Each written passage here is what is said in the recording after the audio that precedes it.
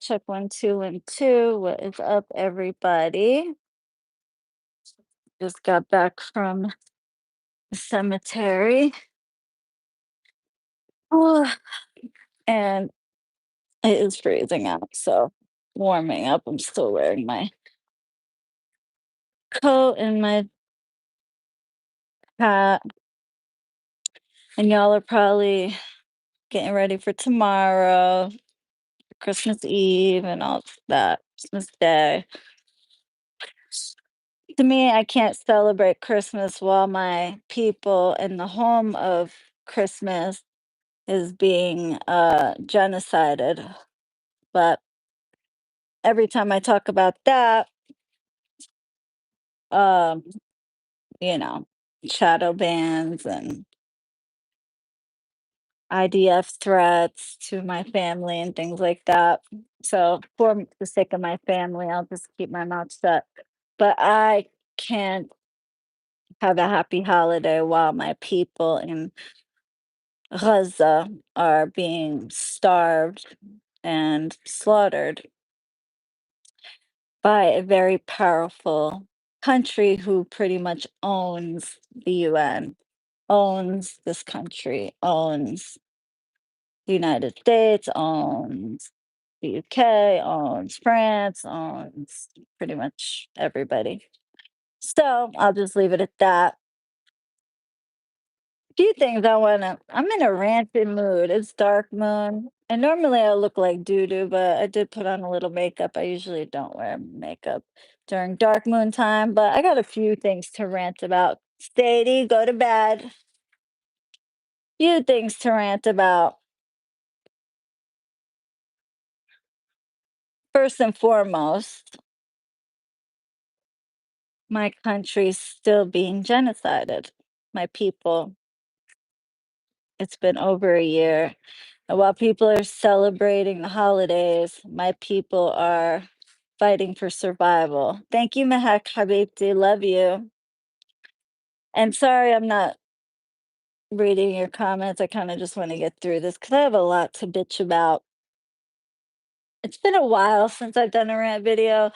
I've been kind of laying low because, people online have nothing better to do than to talk shit, and try to cause problems, and makes you question yourself and whether or not your personality is causing all this. And fuck it, I really don't give a fuck what anybody thinks about me, because no matter what they've done, they've never affected my business, my growth. Mashallah, alhamdulillah, I'm very well protected.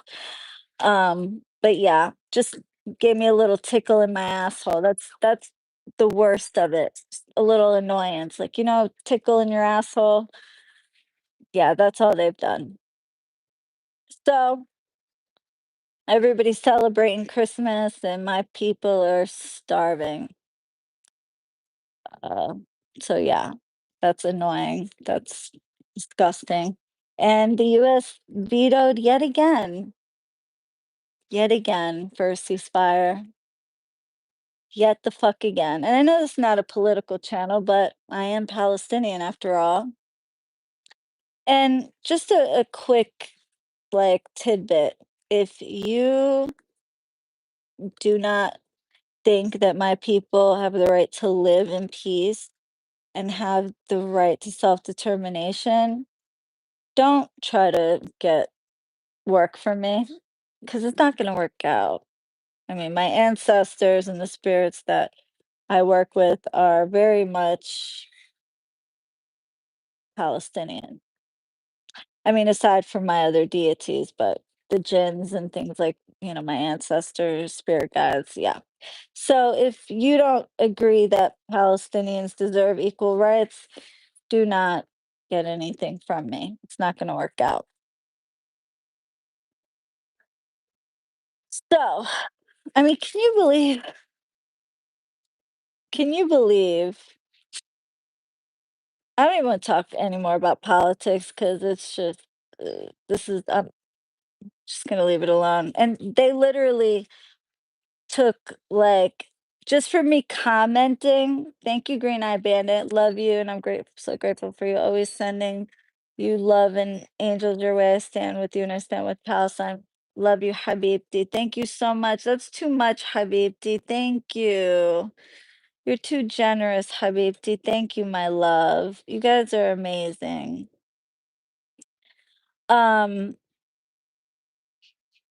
every time I even leave a comment on like a political video, just a comment that is anti, we'll call it, isn't real, they will immediately, like within a day or two, do a scrub of my channel where they remove inactive accounts and they'll take like 50 of my subscribers overnight. Now, I could see if I made a video talking, you know, all this stuff, I could see that many people unsubscribing if they didn't agree with my stance. But this is commentary on another video. So every time I leave commentary that isn't is not real, um, they punish my channel by taking subscribers, and they even they say they take my ability, they like flag my account for harassment and abuse for breaking the community guidelines. And then I ask them what comment, because I'm real careful about how I word things. Because if I don't, they'll just delete the comment anyway. So I'll be like, which comment? Show me which comment, and they never will show me which one. So it's just like, oh, just trust us. It violates. Well, which comment? I mean, it's so biased. It's like ridiculous. Like we all know who owns what. But anyway, so thank you, Sophia. Sending so much love to you. Your spirits, Palestine is constantly on my mind every day. Do what I can to help with Palestinian in Gaza and my social media accounts for Palestine. Free Palestine, ya Habibti. And, you know, the problem is I'm working on doing a GoFundMe, but the issue is it's very hard to get funds over there. They pretty much make it so difficult. Like we could get the funds together, but to get the funds, and I have people in Gaza, a dear friend of mine is there, but to actually get the funds released to her is the difficulty. And I'm trying to, if anybody knows how to figure that out, because I see other like creators that make like content making food like with very little, of what they have, and they live on donations. um and I'm wondering how the hell do they get the donations, because PayPal will not work in Gaza. It will not work, but like a mile down the street in is not real, those people in illegal settlements can use it. So it's beyond me. So anybody have any tips on that? I'm asking my friend that is there, when I'm texting her to see if she's alive, how we could work that out. But I don't know if she's not getting that specific message or what, but she never responds. I don't know if it's because she's shy or if she's just not getting those particular messages. They're monitoring. I don't know. But I've been having a hard time, you know, getting money to her. Um, the other thing that kind of, and I'm gonna rant about a few things. So apparently, after the election, and I know this is the witchy channel, but these are my people dying, so I am gonna rant about it, and then I'll get to the other things witchy wise that I'm gonna rant about. But I do feel a duty to talk about this, considering this is my people, my loved ones are there. But I do have to be careful what I say because I don't want these same loved ones being punished for what I say. So let's just put it this way.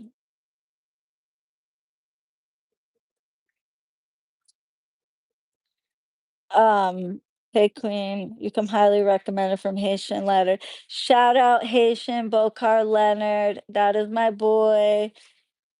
Go follow him. I want to go live with him one of these days on my channel. He is amazing. I love him to pieces. It's funny. They thought that he was down and that they got him down, but he came back up and stronger than ever. And let me tell you something, the man knows his shit. He's hilarious. I love him. That's my homeboy. That's my bro. I'd have his back regardless. Not that he needs it, but you know, we have each other's back. But so what was I saying? Squirrel. Um, what was I saying, you guys? You know I squirrel. Said I want to work with you on a success spell. Hi baby. Um Rowan, if you're in my live, yes, this is what was I talking about before? Oh, you were talking about your people. What part? Something to do with the elections. Oh, okay. The elections. Yes, thank you, thank you. So a lot of us sat this one out. The Palestinians, Arabs, Muslims, we sat this one out because we couldn't see ourselves voting for either one because we just couldn't. One was part of an administration that literally sent billions to the people blowing up women and children of our tax dollars. It would we just I mean, who how could we vote for either one? One was it was like no lesser of two evils even at that point. So a lot of from what I understood, a lot of the black community was mad at us, Arab community and Muslim community for not voting or voting green for the Green Party. Uh, let me just say, first of all, my sister voted, my brother voted. They voted, you know, blue, obviously. Uh, but and a lot of Arabs voted.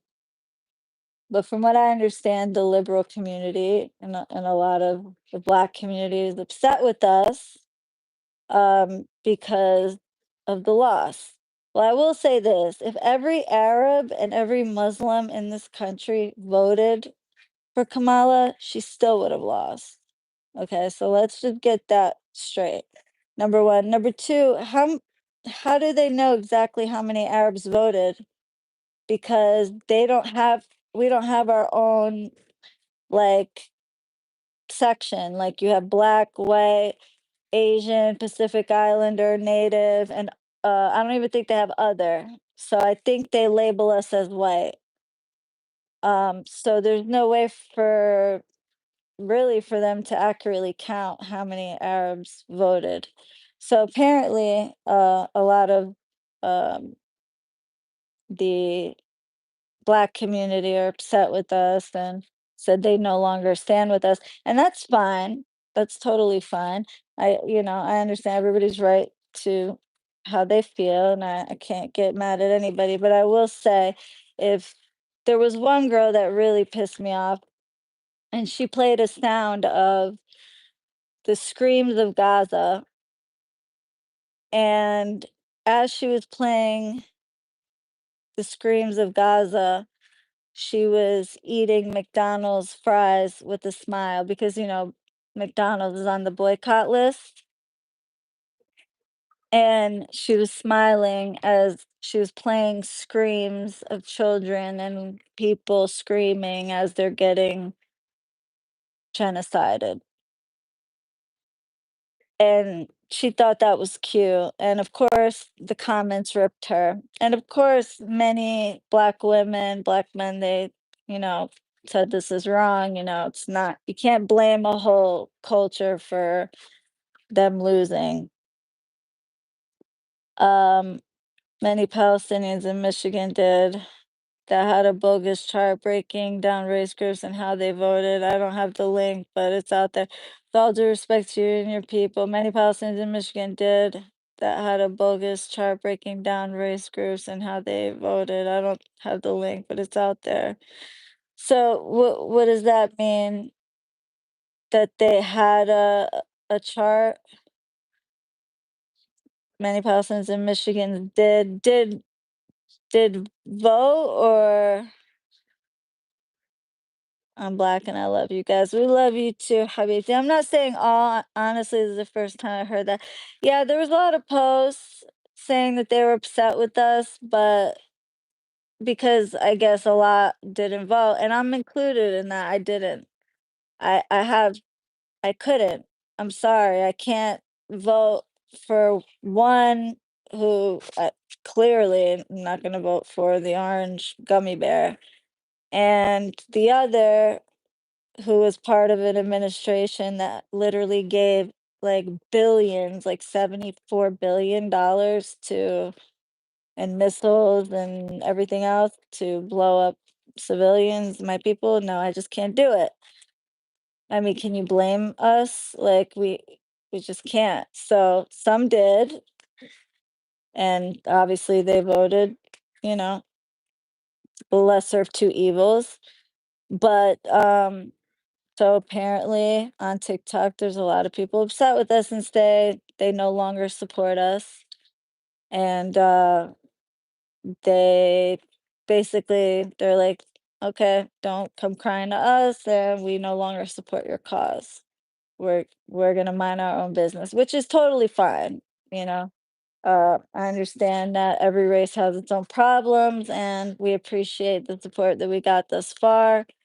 And anybody who feels that, making a video like that with eating French fries from McDonald's as you play the screams of the children of Gaza getting blown up, if you think that that was appropriate, I mean, you were never support to us anyway, somebody who think that's right.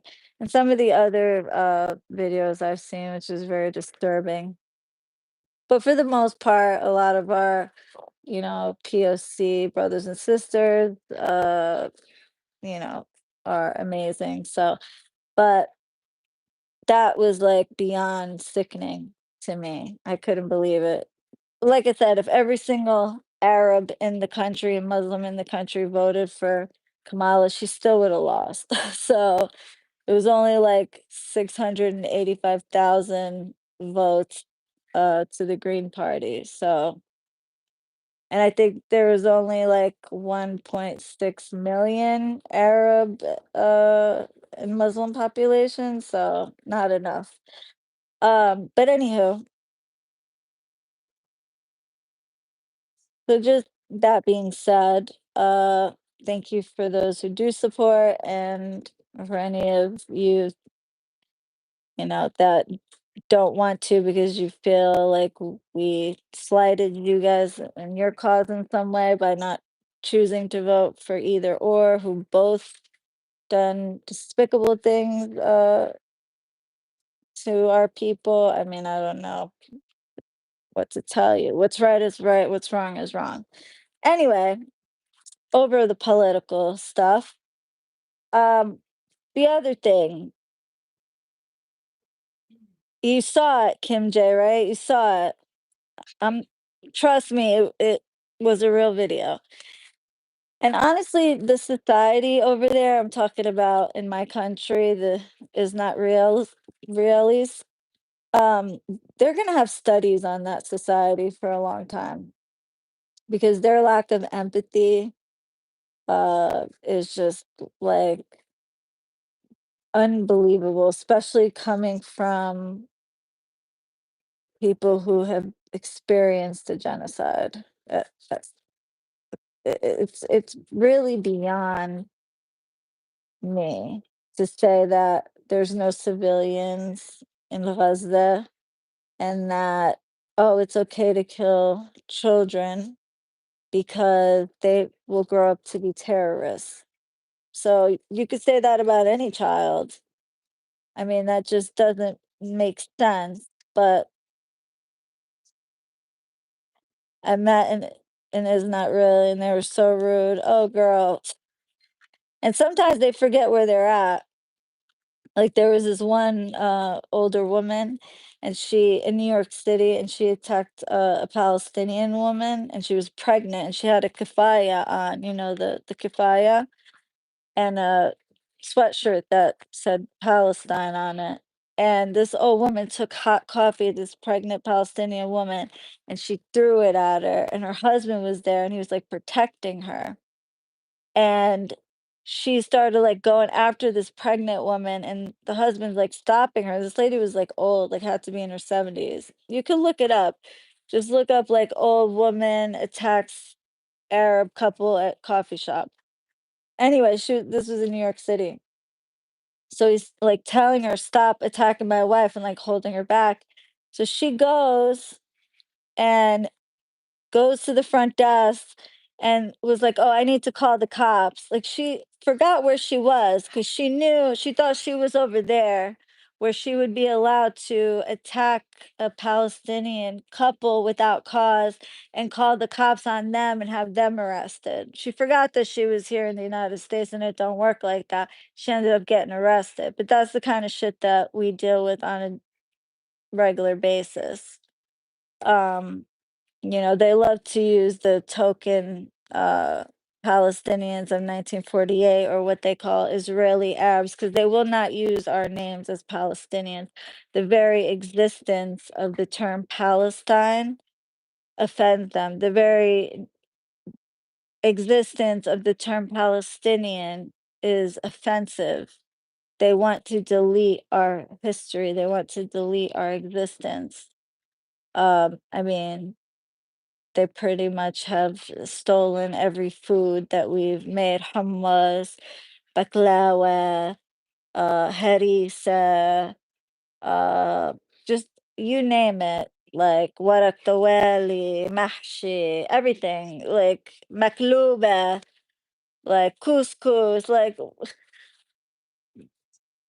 pretty much just stole our entire culture. But so they don't want, they wanna keep the land without a people for a people without a land story going, which is, I mean, my uncle would beg to differ on that. My 4 uncles who were born prior to 1947 would, differ on that, and my aunt, and my grandmother, and my grandfather, all 4 of them born there, and that has Palestine on their passports, would beg to differ that it was a land without a people.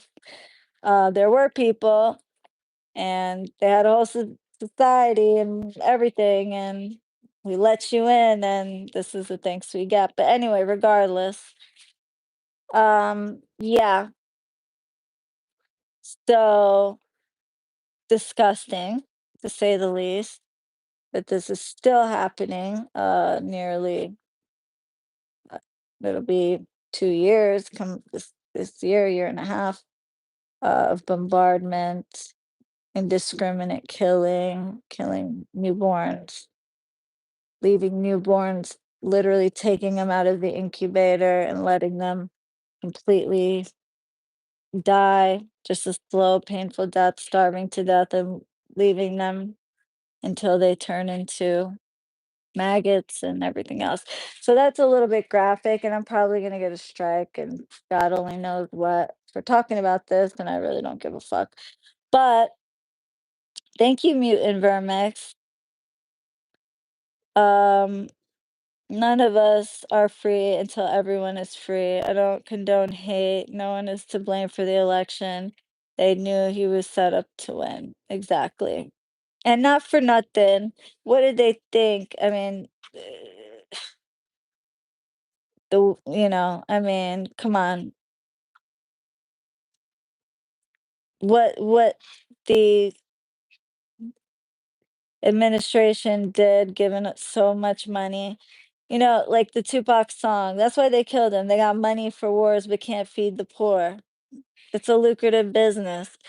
Just like the whole Luigi Mangione and killing that CEO because of the broken, not I'm not saying murder is right, but the whole system is broken.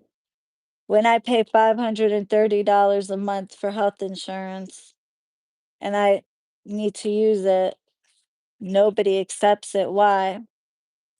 Be careful out there, guys, because there's these private insurance companies. When you're self-employed, you have to get a private insurance company and they will charge you out the ass for it. And you'll get an insurance card and you'll get an insurance number.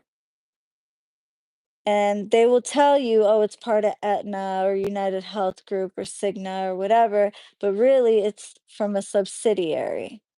And so when you go to use it, when you get it, it says a totally different name that nobody's fucking heard of, like Premier Health Group or whatever, and they're taking money, payment, and then you go to book an appointment or you go to urgent care or ER visit, and guess what?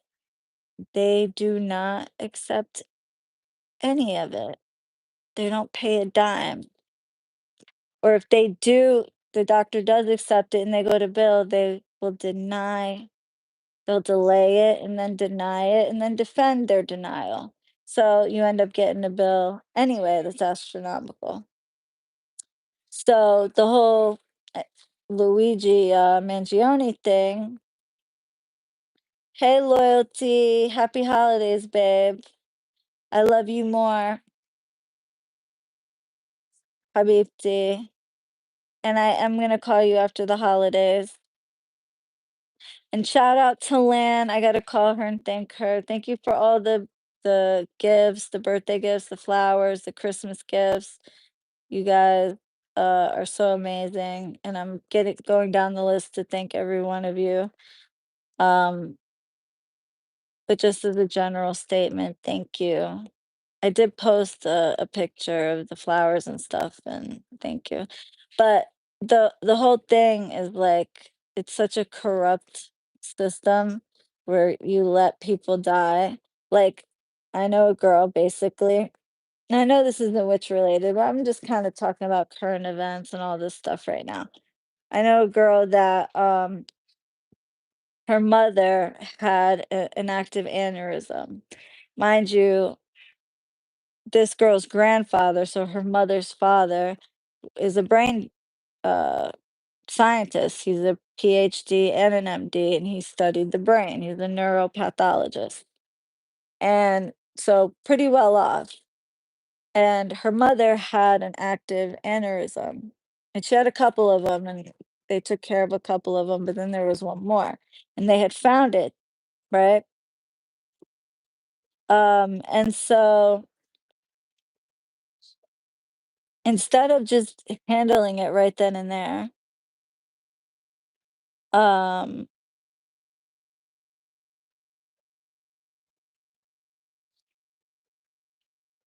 uh, I will follow up booking. I didn't do it. I lost the job. You okay, Rachel? I missed the whole conversation there. So anyway, squirrel. Sorry, guys. What the hell was I saying? I was. Can somebody get me back on squirrel track? This is why I can't. That's why I leave my phone elsewhere. Because if I get distracted, I'm like squirrel. What the hell was I just saying? Thank you. I'm Alejandra. I love you, babe. What was I just talking about? Brain surgery. Okay, thank you. So they found this active aneurysm that was ready to pop, right? And instead of taking her right into the operating room and taking it out and she would have lived, no, they had to make sure to get an authorization, through the insurance company, and the insurance didn't deem it medically necessary right then. They wanted to put it off for like 8 weeks. And in the interim, do another scan that they had to, of course, approve. When the doctors made it pretty clear that it's pretty close to erupting. But of course, they delay. Their whole thing is delay, deny, and then defend their action because they know most people don't have the means to fight, or they're not going to bother to fight, or they might just end up dying before they get to fight, and then they won't have to pay nothing. That's what they hope for. So, of course, they didn't, they put it off until this 8-week period. And in the meantime, she went to make plans with her daughter for her birthday. And she was driving across country to see her daughter, and she was all excited. And on the way there, the aneurysm popped and she died and left it, teenage daughters behind. So, yeah, they could have saved her right then and there, but delay, deny, defend. So that is their whole thing. Thank you, Rebecca. Love you and Merry Christmas to you, Habibti. Thank you, my love. You guys are so sweet. It's right before Christmas. You guys save your money. I know it's Christmas and you guys got cooking and kids and whatever you have to do. I love you guys. I really appreciate the thought. But it's like disgusting. So this guy Luigi, Mangione, you guys heard of him. He basically modern day Robin Hood, comes from a rich family, Ivy League education, not your typical like what you know what they would think would do something like this. And I mean, you guys gotta if you guys haven't heard the whole like story and the whole background, you guys gotta go check it out. Rotten Mango does a really good breakdown of it. She really goes into her research. And I want to do a spell on that guy. I'm not saying killing is right, but I want to do a spell to help him get off as like with the least amount of time as possible. Because oh, happy birthday, Vibooty. Happy birthday and Merry Christmas.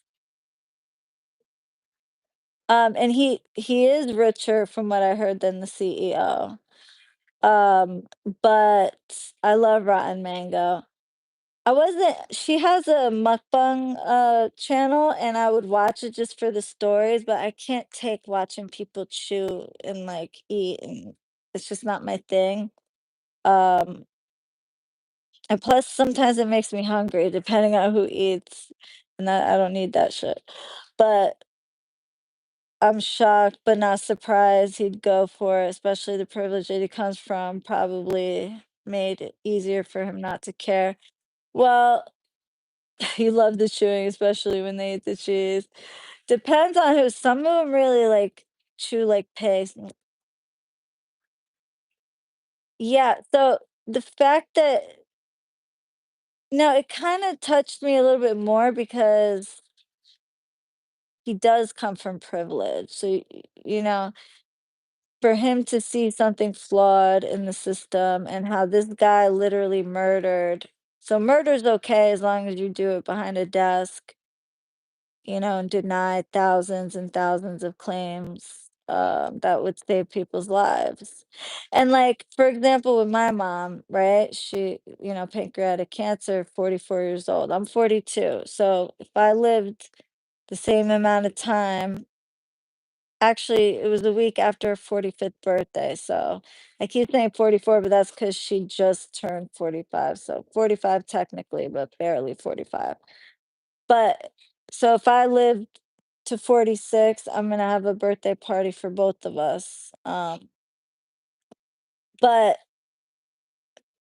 I saw a lady that had something wrong with her pancreas and they cut it out and she lives without a pancreas. And I didn't know that that was a thing. My grandma died this year from pancreatic cancer. I'm so sorry, Danielle. That is so terrible. Shit like this gets instant clicks.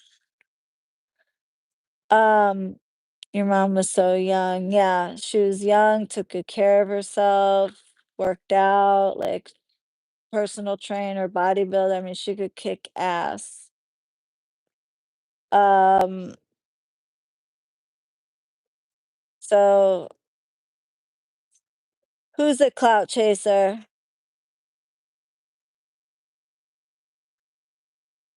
Who's a clout chaser? Uh, so so I didn't know that people can live without a pancreas. My oldest brother went through colon cancer and his last year was hard to see the decline over time. He survived 4.5 years with stage 4 past June 9, 2023. I'm so sorry, Habibti. Ali Yarhamo, God rest his soul. I can't remember what it regulates insulin. Yeah. So I was always told, thank you, Lizzie, babe. Merry Christmas and happy holidays, New Year Queen. Sorry you'll be getting your Christmas card a little bit late. Oh, Habibti, love you. I love saving your Christmas cards though. They're so adorable. Thank you, Habibti. You know, I'm like very sentimental and I save all that stuff. Everything, testimonials, flower cards, emails, everything. So I save all that stuff. Um, I have like boxes. It's I hoard that kind of stuff, but I'm not like a hoarder. I just save sentimental stuff. I should do like a scrapbook or something. But anyway, so I didn't know she could. I'm like so thinking you could have taken out her pancreas and she could have lived. Because this lady was living without her pancreas. So like that was weird. Yeah, surprisingly, you can live without a few different organs, including the stomach. Yeah, so I was shocked and I was pissed because I was like, well, damn. So could they have done that for her? Is this a new thing? Like, 'cause she did pass back in 2007, so maybe they didn't have that technology, but it's just crazy that there probably was something they could do, but they just didn't want to pay for it. So that's to me is like insane. And guess what? Is not real. It's free healthcare that we pay for, by the way. Our tax dollars. It's called Kupat Cholim. So yeah, free everything. Everything. Medical, dental, vision, you name it. All you have to do is be a citizen. Not Palestinians, obviously, no. Uh Israeli Arab or Palestinians of 1948, like my dad's side of the family, um, do get those benefits because they didn't flee during the Nakba. Um, but the Palestinians that live in the West Bank, see, my father's family is from Nazareth, Ramla, and from Jerusalem, but mainly Nazareth and Ramla. And my mother's side is from Bethlehem, Jerusalem, and Ramallah, which is not to be confused with Ramla. Um, and so Nazareth and Nasra, which my family's actually named after that town. There's three different branches. Nastar is one of them. Nasra is and then there's a part called Marsh, which is a specific part of Nasra. So my family name is so big that they split it up into multiple names. Well, anyway, Nasra is Nasr is named after Nasra, but Nazareth. So that is considered the is not really border or occupied Palestine, and so they get, you know, the health benefits and stuff. And you're damn right, like they lost a lot to get that. So, but my mother's side, for example, do not get the same, even right freedom of movement or any of that. So it, it's a long thing. But my point is, we pay for that, and other countries' tax dollars pay for that, including the UK, France, Canada, um, pretty much all the UN countries, uh, minus a few, contribute to pretty much everything that they got going on there. So pretty fucked up. But hey, Mark Salah. So yeah, enough of the thank you, Habibi JJ. Enough of the politics, but I just kind of wanted to give you a brief history lesson. Thank you, Sinead Habibti. Love you, babe, and happy holidays. So that's irritating. Now, another thing I wanted to rant about, to witchy stuff now. Witch hoppers. Witch hoppers. Witch hoppers. So before I get to that, free Palestine from the river to the sea. Um, Now,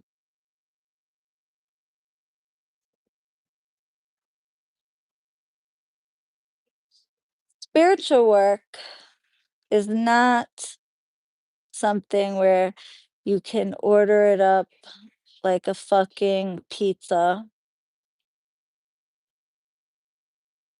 and get it your way, and say the delivery driver takes too long, you order another spot, get another one delivered quicker. It's not how it works.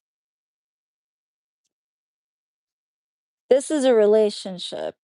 And I'm really tired of certain like platforms, the really toxic ones, teaching that this is like a one size fits all kind of a deal, and someone is a scammer because they didn't get their way in whatever they asked for in their time. You know, spells, depending on what they are, they can take hours, days, weeks, months, a year, and even years to manifest. I've seen it all. It's a relationship that is built with spirit. And that's fair. Could you speak how to most respectfully to reach out to see if we might be compatible to work together? Yes, I'll get to that. Um, so this is a relationship. When I'm not speaking for all witches, but if they are know what they're doing, that's why they even have like, and I don't necessarily agree with the whole initiation and all that, because me personally, I don't believe any human beings have the right to uh, initiate or give you permission to work with a specific deity or spirit. That's between you and the spirit. If the spirit wants to work with you, believe you me, they will make it known that they want to work with you, and you will know it. But that being said, there's a reason that there are practices with initiations and all of that. It's a relationship. Oh, Jay, these nails, she fucked them up so bad. Don't even get me started. I hate them. I'm just like, I didn't want to just waste them, so I'm just waiting until it's time for a fill to get them redone. Absolutely hate them. She like ruined the shape completely. But anyway, it's a relationship that's built. So especially when you go to a practitioner, and even if you do work for yourself, you have to build a relationship with the spirits before they're just gonna give you things, okay? You build a connection with them. You build, a sacred space for them. You give offerings, and it doesn't have to be too expensive. It could be little things, water, coffee, flowers, cookies, whatever it is, okay? Should I do a hex on someone that stole my stuff, or should I just let karma handle it? Babe, if it were me, I'd hex the fuck out of them, but that's up to you. I'll eat karma like Cheerios.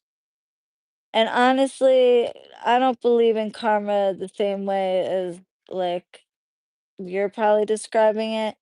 If there were karma, why are all these murderers and people that do disgusting things walking around scot-free? They will pay for it in the next life, but I don't got the patience for that. And yeah, will I get that shit back? I'm sure I will, but I will eat that shit like Cheerios. I really don't give a fuck. So yeah, me personally, somebody steals from me or tries to harm me, disrespect me, do something to damage my name, my reputation, things like that, I will stop at nothing. And I will get somebody when they least expect it. So, yeah. So it's a relationship. You can't just even if you're doing work for yourself, you can't just, throw spells together and just expect them to just give you what you want. That's not how it works. Okay? You got to build a relationship, a connection, talk to them, give them offerings, write them little letters. You can even carve little notes on a candle, thanking them in advance for connecting with you and all of that. Okay, now when it comes to working with practitioners, and we've been building a connection with spirits and deities our whole lives, if we're ancestral practitioners, and or for however many years since they started practicing.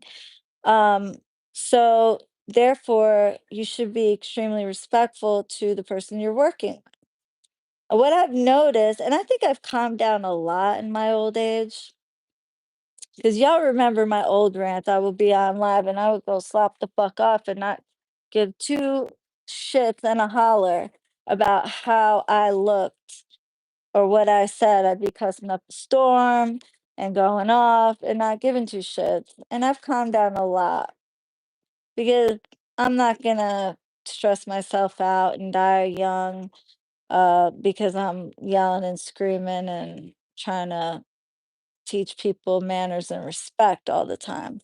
No, I'm just going to say it in a very calm and matter of fact way because there's no need in me getting all worked up about it because, you know, you're not old, but yes, you've calmed down. Uh, in my old age, I'm 42 now. I'm starting to calm down because I realize that nothing's worth my mental peace and health. And yes, I'd like to go slap the fuck off sometimes, but mhm, and I still might, but for now I'm calm. Um, but here's the thing. You have these people, right? They think that it's like Burger King, their way right away. They get impatient. You can give them every single direction, every single step of how you're going to do it and be very, very, very like detailed in how you're going to do things, what the expectations are, what to expect from me, what I'm going to expect from you. And they'll literally yes you to death, like they understand you. You could put it in writing, you could say it verbally. I even had a client video, which I had to private because somebody leaked it. And to the person that leaked it, you gonna get what's coming to you if you haven't already. I'm sure you have, but maybe I threw at you already. Maybe I'm saving it for later. Maybe my spirits already attacked you on their own because they do that. But revenge is a dish best served cold. I love to just wait and wait and wait until you don't expect it. So, till you think I forgot about you, but you leaked a client video that was sacred. And now I got to make a whole nother one. But yeah, somebody did that. But yeah, even in the client video, so I tell them over the phone, in an email, in a client video, now over the phone and an email of my expectations. And I ask them, you understand? Do you understand? Are you okay with how I operate? Is that a problem for you? Nope, nope, we're good. That's not a problem. I totally respect how you operate, et cetera, et cetera. Then it's like they pay, and then it's as if the whole conversation you had and the email that you sent, it just never happened. Like it never happened, right? I can wait years. So good night, babe. I could wait a decade. Wallahi, I could wait a decade. I could wait as long as it takes. I'm very patient when it comes to that. As long as I see the person suffer. And I know my spirits will start before I even do. So, Um, so anywho, they'll act like the whole conversation you had never took place. The rules, what to do, what not to do, just simple, simple things. Act like it never happened, right? And then they have the audacity to hop to another witch. Meanwhile, still update you as if you're supposed to still be working on it, even though they done hop to another witch, cheap Etsy witch, $50 witch, $100 witch.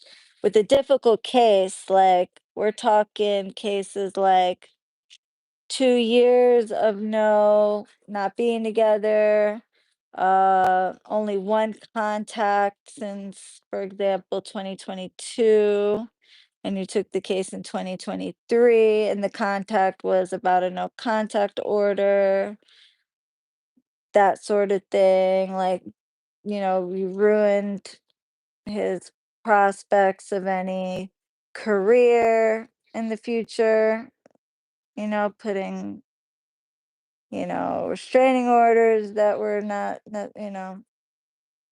or maybe they were. I mean, according to you, you may have overreacted, but maybe he just was abusive. I don't know, you know, whatever, but it wasn't granted, so that says a lot. But regardless, now this person whose name is not very common at all, anytime they're Googled, and I know what it's like to have a very not common name, my full name anyway. I go by my first and middle name, because I don't need stalkers, but some stalkers do have my last name, my birth last name. Um, which I dare them to try it because I am licensed to carry. But anyway, um, yeah, a case like that, and you go and hop to another witch, multiple other like $50, $20, $150 witches, and in the interim, you're still updating to me. Can you sense that in the energy that the client is witch hopping? Oh, yes, I can. And then when I first take them, and then I ask them, did you get work done with someone else? And they say yes. And then I clear the work. And then as I'm working on the case,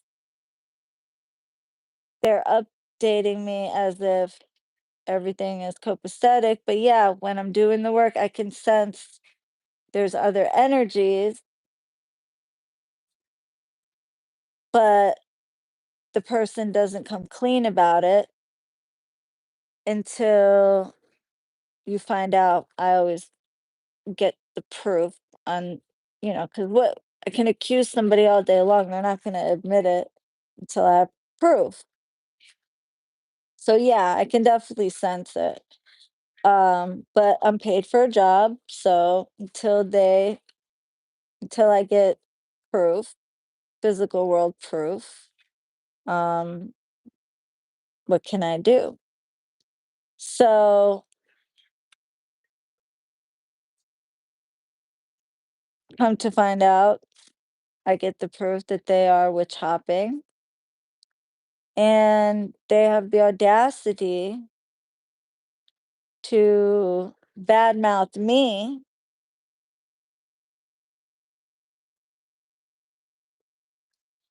as if I wasn't extremely Hey, Noah. Noah Tempestari, where have you been, my love? Long time no see. I miss you. Everybody say hi to Noah and check him out on his channel. I don't know if he's still posting videos. I haven't seen him post in a long time, but I'm hoping he comes back. All the OGs are gone. He's an OG. Thank you, Internal Wastegate.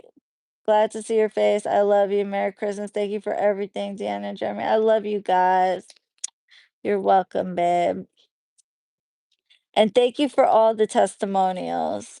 Your cards will tell you, your spirit will tell you too. Yeah, absolutely.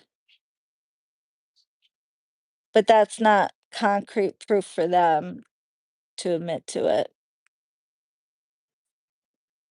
So I'm talking about physical world proof, like them getting caught up in their lives. Yeah, my cards will tell me, my spirit will tell me, the work, the energy will tell me.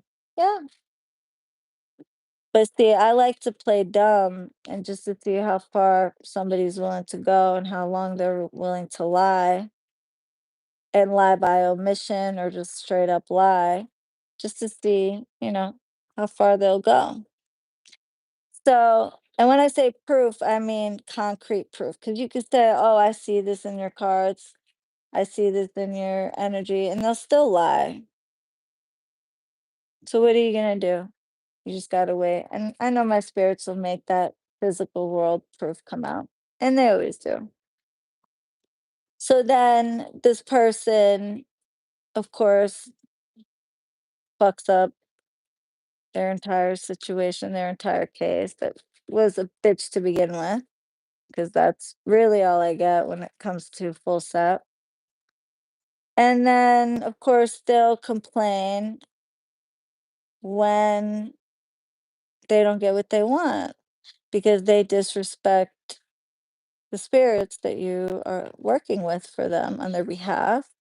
They disrespect my ancestors, my jinn.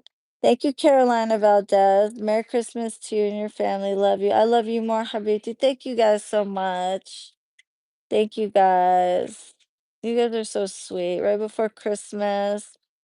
Love you, babes. Um, so they'll run their mouths and complain, anonymously. They think you can't figure out who they are. But of course I always do, because I'm pretty good at always finding out anonymous people and who they are. And I have my ways. See, it's funny. People don't realize that these platforms, if you look at the fine print when you agree to the terms of service, they share their information with third party platforms. And even if you use a VPN on different websites, there's still programs that these geniuses that I know pay for that can basically track where the VPN is coming from.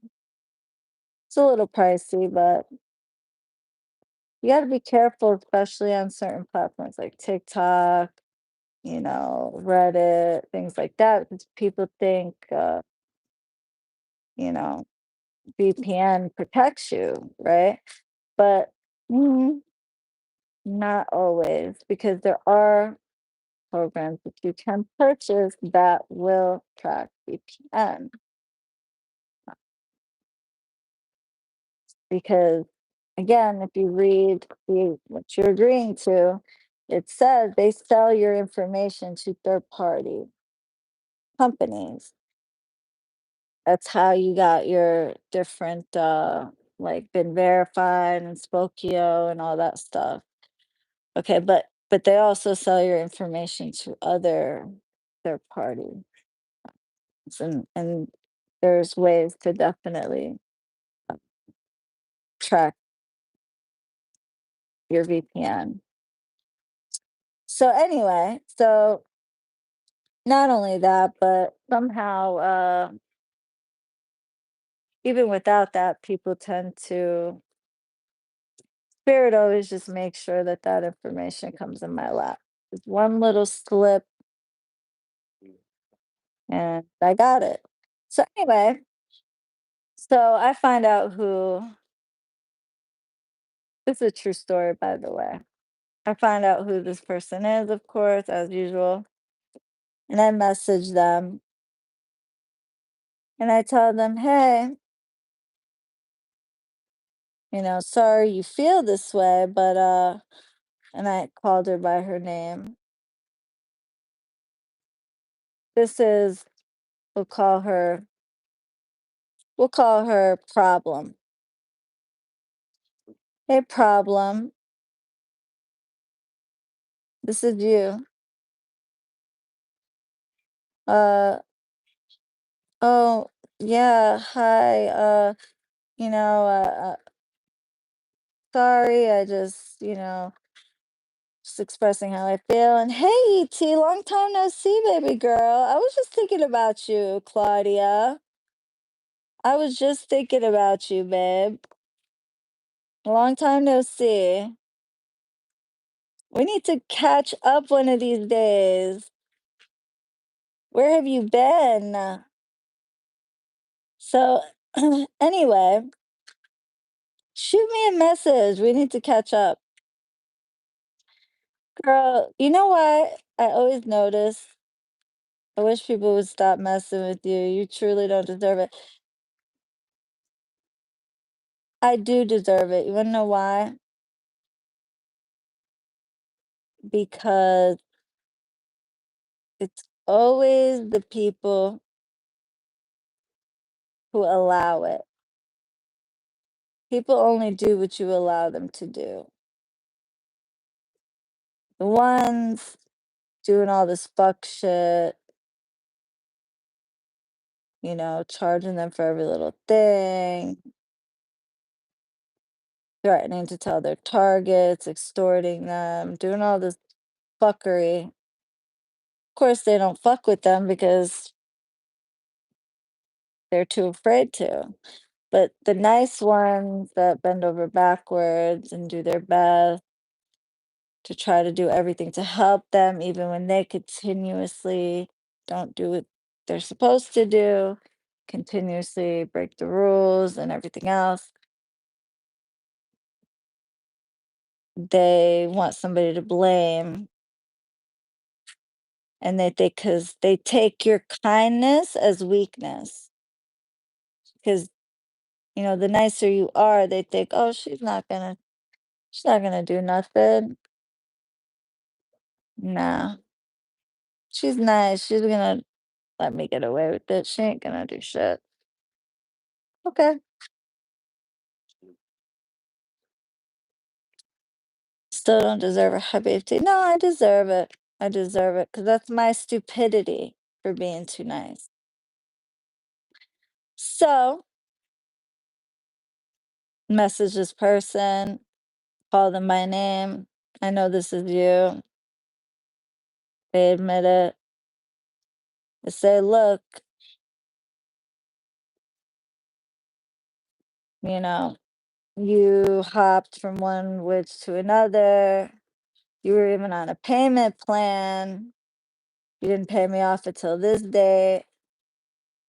You're still within your manifestation time, but considering the type of case you have, thank you, Mila. Oh my goodness, you guys, love you so much, Queen. This is too much.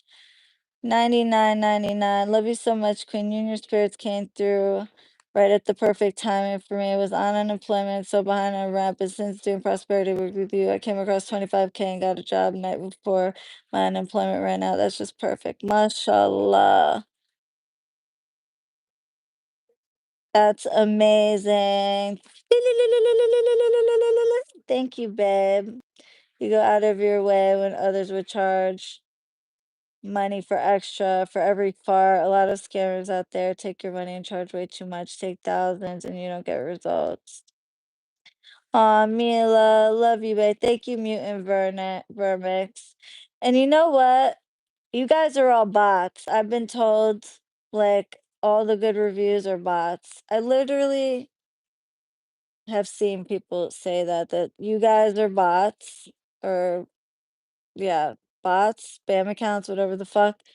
Yeah, apparently spam accounts can give super chats, so yeah, I don't they're me and my husband doing it. I've heard it all, like the sheer ridiculousness of it is so hilarious to me, but regardless.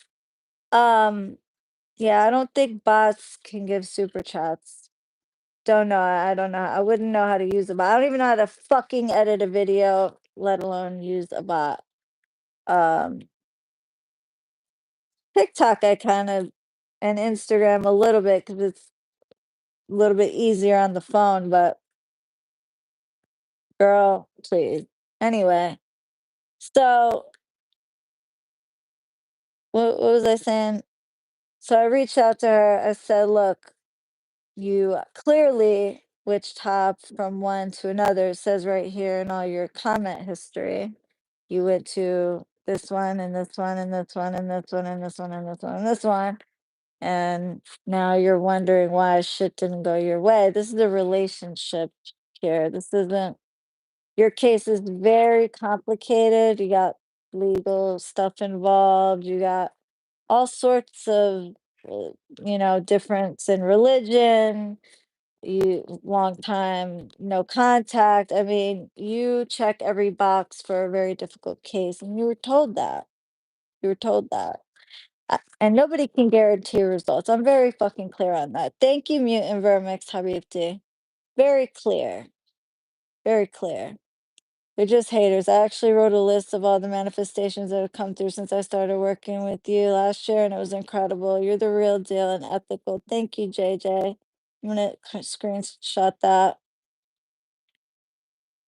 So I love screenshotting. It's for my own. I told you I'm very sentimental, maybe because I'm a Cancer moon, but I like to save all that stuff. It makes me feel good because sometimes when you see shit like that, it's upsetting. So it's good to have something to remind you. Because the testimonials, I don't, if you notice, I barely even post. Like, I post literally maybe not even a tenth of what I get. It's just for me to have, because sometimes when you deal with a lot of fuckery like this, it's good to have a reminder of who the fuck you are. Anyway, so said, okay, this is a relationship. This is not like any other type of work. There's no, first of all, guarantee because there's so many factors. Number one, especially in love cases, everybody has free will. And even in crown of success and prosperity, you have free will. You could be a lazy bitch and not fucking leave your house and not look for a job and not do anything to better your situation. And you're just expecting a CEO to come knocking on your fucking door and offering you a job because I did a spell. Or my favorite is, "Oh, can you help me win the lottery?" Motherfucker. If I could help you win the Powerball, I would have made myself win the Powerball. That's not how the fuck this works. That would be great, but no, you actually have to work for it and like make good financial decisions, and they will make sure everything is aligned for you. Winning lotto spells, I mean, people do them. I really don't prefer to do them. I'll do like a black cat, luck spell. That's good for gambling, like for casinos and stuff. But the Powerball, I mean, let's be realistic here. You're more than welcome to play. I'm thinking something like a scratchy is a little more realistic, 2,500, because the first of all, there's always a lesson with everything with spiritual work. And you just having money just handed to you easily, like millions of dollars or billions or whatever the fuck it is, hundreds of millions of Powerball, easy come, easy go. You're not going to appreciate it. So, no, they generally want you to do some type of effort, even if it's small efforts for your money.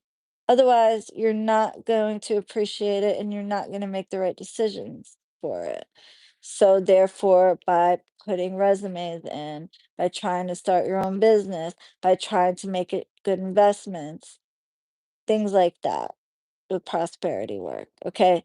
You can't do prosperity work and then sit on your ass and watch fucking or play video games all day, not put any resumes, not hit the pavement and try to, get clients or customers or whatever job, and then expect like a manager or CEO to come knocking at your door and be like, "Excuse me, I want you to work for me making six figures." Like I'm a realistic witch. I'm a bad motherfucker, but I'm also very realistic. Okay. And I don't give unrealistic expectations. I'm very clear on expectations. Happy holidays, Gabby. Good night, babe. I mean, I can't stand that. And I can't stand practitioners who or spiritualists, whatever you want to call us, witches, they give unrealistic expectations and make the client feel like, oh, pay me for this prosperity work, and I'm gonna have just money just flying through your window, just not with the wind. It's just gonna come flying off the trees. Like, no, that's not how the fuck it works. If I can make you win the Powerball, why the fuck wouldn't I do that for myself? I work my fucking ass off for every dollar I have. When I'm not working on spell work, I'm on the phone with clients. When I'm not on the phone with clients, I'm texting them. When I'm not texting them, I'm emailing them through Gabby. When I'm not emailing them, I'll text it to Gabby, and then she copies and pastes it and sends it to the email. She sends a screenshot of the email to my phone. I read it, I respond like that. If I'm not doing that, I'm on the phone with Gabby talking about somebody's case. If I'm not doing that, I'm charging my products and making my products. If I'm not doing that, I'm doing spell work. Like it's just a constant. And of course, thank God for Justin because he helps me with, all the shipping and packaging and ordering, the things that I need, and helps, with the house and the dogs and the animals and the this and the that. Thank God. Okay, but constantly, "Hey, Reemy Beamy." "Thank you, girl." I'm not really feeling it too much. It's a little, red. Does it make my teeth look, like, not white? I feel like whites don't make my teeth look white, or red doesn't make my teeth look white. Anyway, so I bust my fucking ass. Okay. So if I could help you win the Powerball, I would make myself win the Powerball. But no, Spirit wants you to work for what you have, so you don't get the money easy and spend it easy. There's lessons. Everything has a lesson in it. It's a relationship. It's kind of like a parent. Most good parents won't just keep spoiling you and giving you money for nothing, and they're crippling you like that. You ever meet somebody that is grown as fuck in their 30s still living with their parents, and like doesn't know how to pay a single bill, doesn't know how to pay their own car insurance, doesn't know how to do anything for themselves, and you think to yourself, man, when your parents go, you're gonna be fucked because you don't know how to do anything for yourself. That's crippling your child. I am thankful that my parents made me get a job at like 13. First working for the family business, and then when I was old enough to work outside of the family, at 14, I was working for other jobs. I had a little telemarketing job at like 14 selling magazines. At 15, doing telemarketing, doing political surveys, and then 16, uh, working at I went overseas, 16 and 17, and then 18, a movie theater, and so on and so on and so on. Worked since I was 13 years old, and before that, babysitting. So I practically raised my brother. So it's hard work. We won the Powerball by having you in our lives. Habibti, Yasmin. I love you, Habibti. After the holiday, I got you. Thank you for bearing with me, you guys. I have my readings are still closed. Uh, Gabby has made some exceptions for some people, but bear with me because, I needed a little bit of a break because nonstop is, that's why I haven't been live, honestly. I haven't had the time. Thank you, Ayana Habibti. Thank you, babe. You guys are so sweet. Thank you, my lovey dove. Thank you, baby. Um, when I win Powerball, you'll get half of it. I would never take that. I wouldn't accept it, but thank you, Habibti. Just throw me like a car or something and I'll be good. Just kidding. Um, I forgot to type the message, but I was wondering, does attracting love send you your old love back because he came back? It can. It happens all the time. Attraction doesn't exclude exes. Um, and I do love work a few different ways depending on what we're doing. But so I know you must be tired, but well, I'm so happy you're on my screen right now. Your lives make me so happy. And I'm sorry I've been gone for so long. I just have not had the time.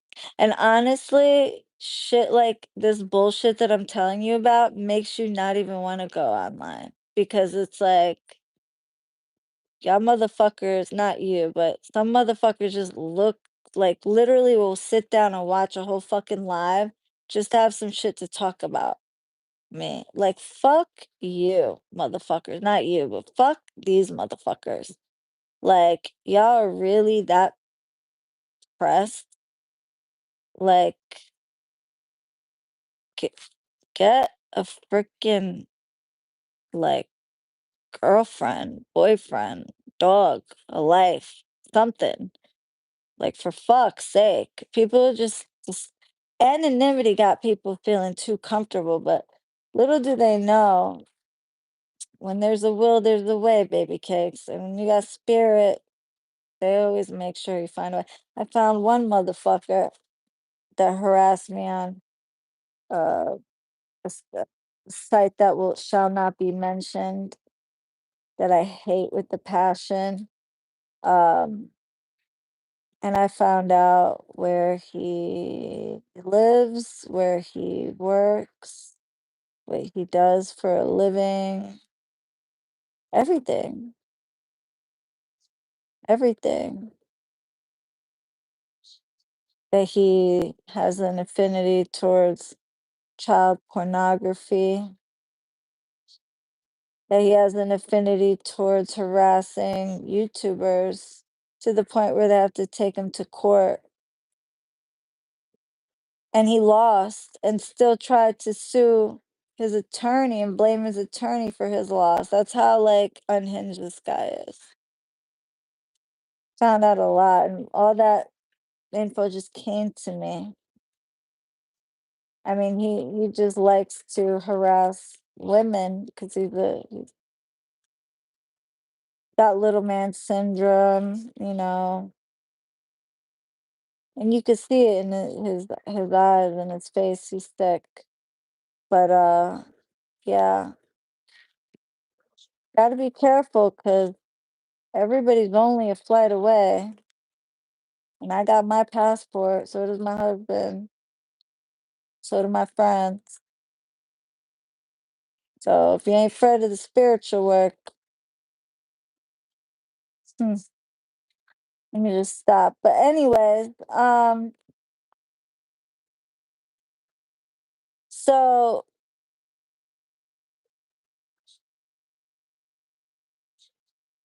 Napoleon complex for sure.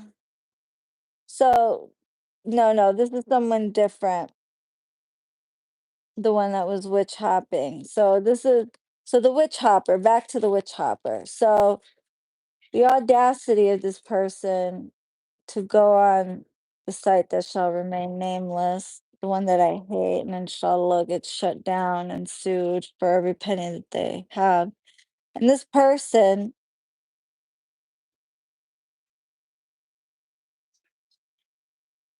had the audacity to talk shit about me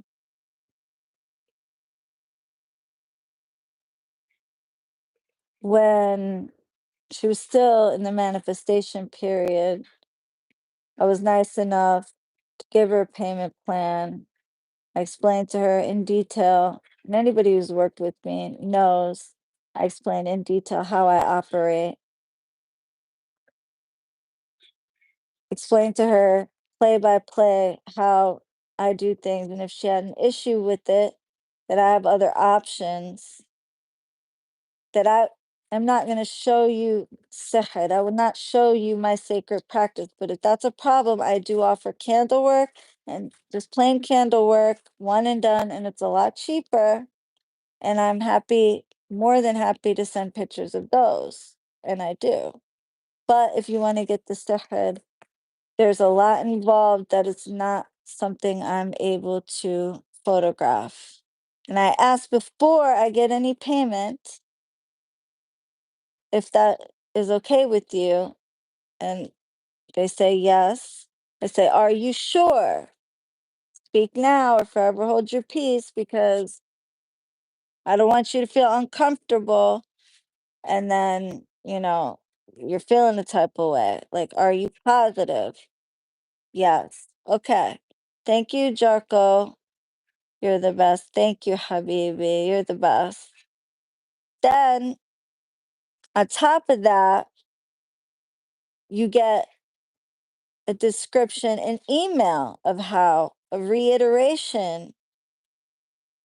Now that I've made like kind of like a contract, but nothing you have to sign, but print out and sign. I should have people do that, but just you acknowledging it is all I need. If you proceed, you agree with the term. That's enough. You don't have to sign anything. If you proceed, that means you agree with the above terms. Period. So it's in writing. Still had the audacity, after I explained it to her over the phone, after I explained it to her in writing, after I explained it to her in every which way. Your case is a difficult one. You have many factors. You have two different religions, and they're from a culture that just doesn't fly. You, there's some legal matters involved that you put him into, and these both are professional people, and you could have definitely affected his reputation and his future career prospects, because it's online for the world to see. Okay. Not a good look, domestic violence. Um, just a lot. And yet you were told this case is a difficult one, but I always add into my spell, there's always a there's and I told it, and I tell everybody there's always a possibility.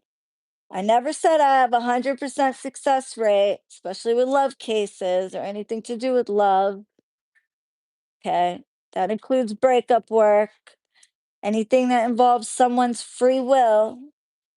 because everybody has what's called free will. They have a choice. You can manipulate them. You could try to, you know, change their mind, manipulate their thoughts, feelings, emotions. Thank you, Madam Soso. Always remember that you're doing something right when the haters come to roost. Queen Shireen, love you, Habibti. Thank you, Madam Soso. Love you. Brenda, I saw your order come in for the New Year's ritual, my love. I got it if you're in here. Thank you, babe. By the way, I have a New Year, New Money ritual, and I might be doing a attraction ritual, like a beauty and attraction or attract new love. I don't know if I want to do like reconciliation involve love group ritual, because I keep telling people those are not for difficult cases, and yet people still like, oh, we've been separated for 3 years. Let me get this group ritual. No, it's not for that. But I am gonna do a New Year, new attraction, like beauty, youth, and to attract, you know, friendships, men, women, like a attraction ritual. You could put a specific person you want to attract, but it's mainly for general attraction. I'm gonna put that up tomorrow night because I don't want to make it too big. Anyway, I will try to respectfully reach out after the New Year's. Okay, thanks, babe. So the new year, new luck, new money for 2025 is up.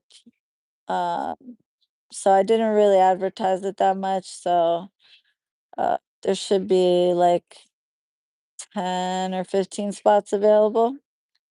Um, anyway, and if it sells out, you can email me and I'll try to open one up for you. I can't promise for everybody. Um, so sorry, it's taking me forever to spit out the story. So anyway, this girl, explain everything to her, whatever. She has the nerve to make a post about me talking shit. Okay. Basically saying that I, what is it?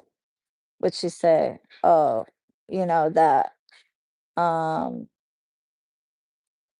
forget exactly the verbiage she used, but basically talking shit, saying, oh, it's a hard pass. I'm, not worth it or whatever. So I reached out to her and I'm like, okay, I know who this is. I found out who she was within literally less than an hour.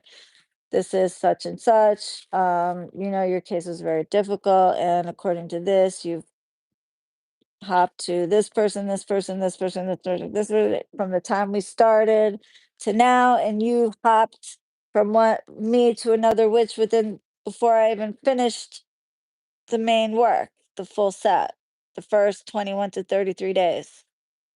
You were already witch hopping. She, of course, submitted it.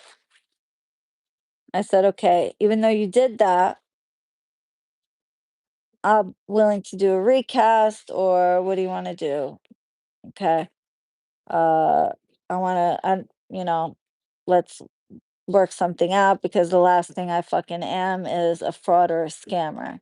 Like, you were told all the details and you decided to go against every rule that I set forth. So anyway, so she says, oh, I'll take the recast, whatever. So I talked to her. Mind you, I'm out of town at this time when I'm talking to her. Okay, I'm at one of my best friend's baby showers. Okay, very important day. Um, so I'm literally talking to her. I'm, supposed to be spending time with family. And I explained to her everything play by play, how I'm gonna do this. I'm gonna recast. It's gonna be from 21 to 33 days, alternating with the moon phases in 3-day, 7-day, or 9-day increments, because certain days of the week are not good, because I work with, the head and different jinn, have different days of the week, et cetera, et cetera. I explained everything to her. And certain days, like Saturday, is not conducive for love work.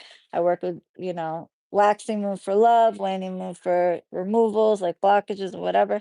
Explain the whole nine to her. So 27 days, for example, would take more than 27 days because it's in increments and alternating with the moon phases. So 27 days could take anywhere from a month and a half to 2 months, depending on the increments. If I do 3-day increments, it's going to take longer. If I do 9-day increments, it'll take obviously like less time. If I do 11-day increments, it's going to take, even less time. So the least it would take is about 40-ish days, right? Anyway, it's not straight 27 days. Who the hell is doing a straight 27 days or 33 days? It doesn't work like that. Anyway, so I explained to her thoroughly. She, we go back and forth for like a week. She's sending me pictures of her offering candle and it's all black. And I'm like, well, you kind of offended my spirits. Like any disparagement of me is disparagement of them. So it's going to take a minute for them to build their trust with you. So just keep giving your offering candles because I have them do homework and it's really just giving offerings. I give offerings on their behalf, but they also give offering candles of light for the gym. So I said, yeah, it's turning black because they're upset. You disrespected them, but just give us some time, whatever. So, and she's almost like, oh, I want to quit. She's like, I'm like, she got really scared because the offering candles were burning, kept going out. She kept having to relight it. She never had that problem, was burning black, whatever. I was like, as I told you, you have to rebuild the trust. Yeah, they're upset with you. They're letting you know. So just apologize. Don't take it lightly and just keep going. She said, okay. So now for a second time, okay, in less than 2 weeks from when I started the work, she, well, right away, like a few days after that, she's like, oh, because I told her, I was like, look, I can't show you the sacred rituals, the chanting, the incantation, all the other things that's involved in Sehed. And it's not just the sacred writings. I'm talking about the full on ritual, the chanting, everything that is part of it. I'm not gonna have a fucking camera on me and I'm not gonna videotape myself doing that. Like I just don't do that. And I let you know ahead of time. This is something very sacred to me. I'm not showing you that. If you got an issue with that, get the fucking basic candle work or the group ritual. I'm not showing you that. Okay. They're not okay with it and I'm not okay with it. Yeah, everybody always agrees before I take them on as a full set client. And if they don't, and I even sense that they're uncomfortable, I'll ask them multiple times and tell them, look, be honest, because if that's the case, I'll give you something cheaper.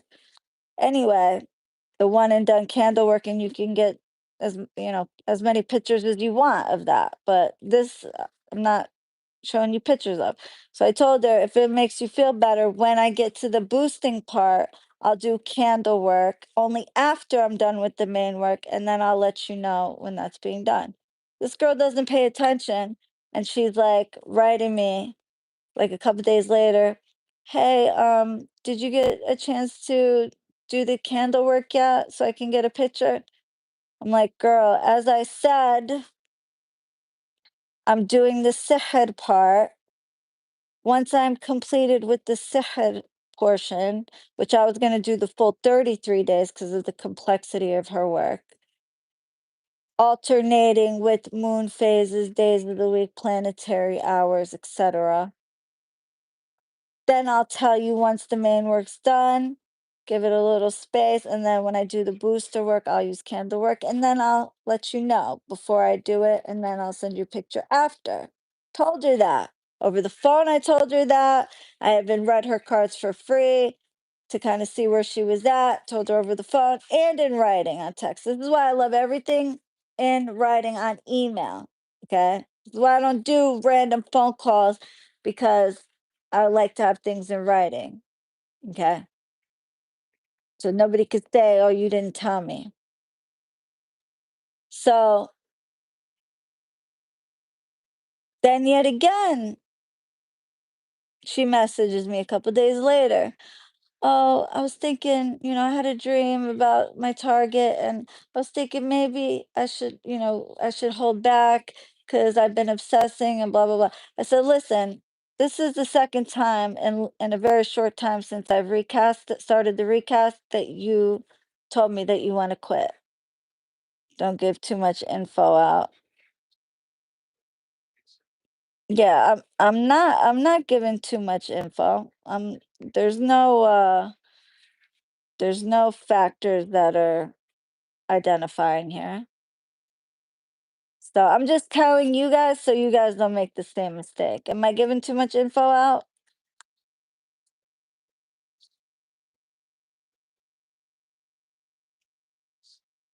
I'm at for your sahar habibti. Oh, no, habibti, no. I was telling her for I was explaining to her. So thank you, habibti. Thank you for your concern. No, I thought you meant for her. So she sends me again, oh, maybe we should hold off, blah, blah, blah. I could have easily said the first time, you know what? You want to hold off? That's fine. Let's work for me. Khalas. Like, I tried, you need to hold off, no problem. Have a nice day. And I should have done that. Any other witch would have been smart and been like, okay, that's my out. You don't feel comfortable, you want to hold off? Yallah.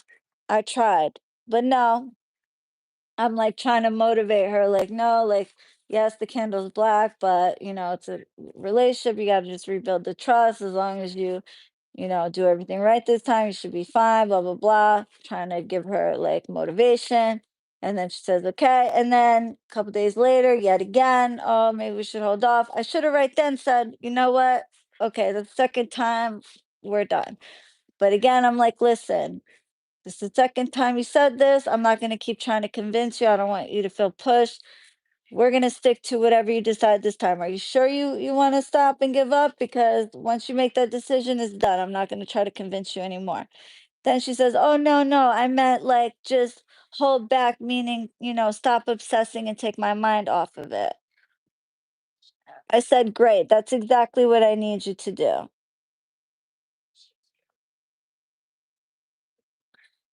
said, good. Because we ain't no quitters over here. I said, okay. That's a great idea. Keep yourself busy. Okay. So then she, that was November 17th, November 15th. She doesn't respond till November 17th. Okay. Her response didn't require a response. She's like, oh, I just got out of, I had a medical procedure. I was getting some rest. I love this energy. Thank you for your reassurance, whatever. Okay. That didn't require a a response. And anyway, I didn't see that part. Um, so then now we're at exactly the 18th of December. Okay. Now I'm going to be there for my goddaughter's birth. And I'm on the plane and I'm thinking, I swear to God, wallah al-azim, I thought to myself, I gotta hit this girl up and let her know that the first candle work that I do for her booster will be on the new moon on the 30th. But I was like, you know what? I'll hit her up when I get back. This is an important time. I'm going there for the birth of my goddaughter. Like, I'll just hit her back when I get home. That was my spirits telling me right away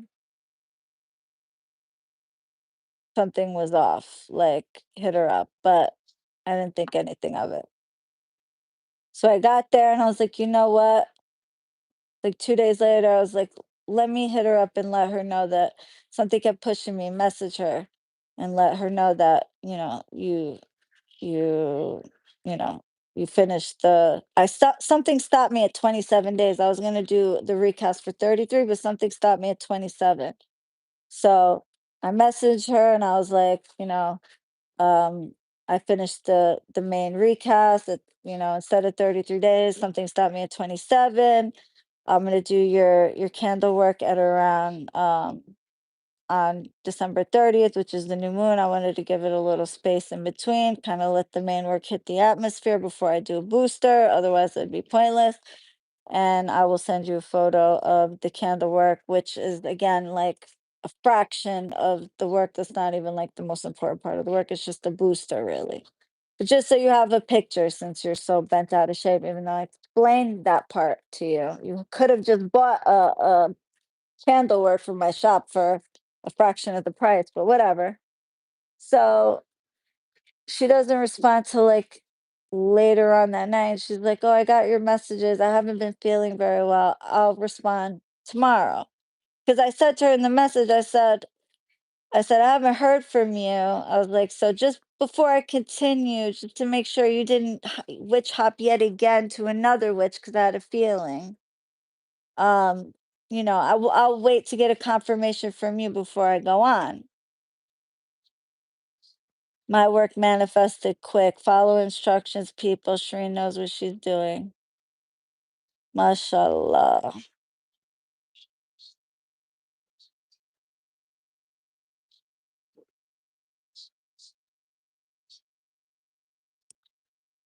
Exactly, Amanda.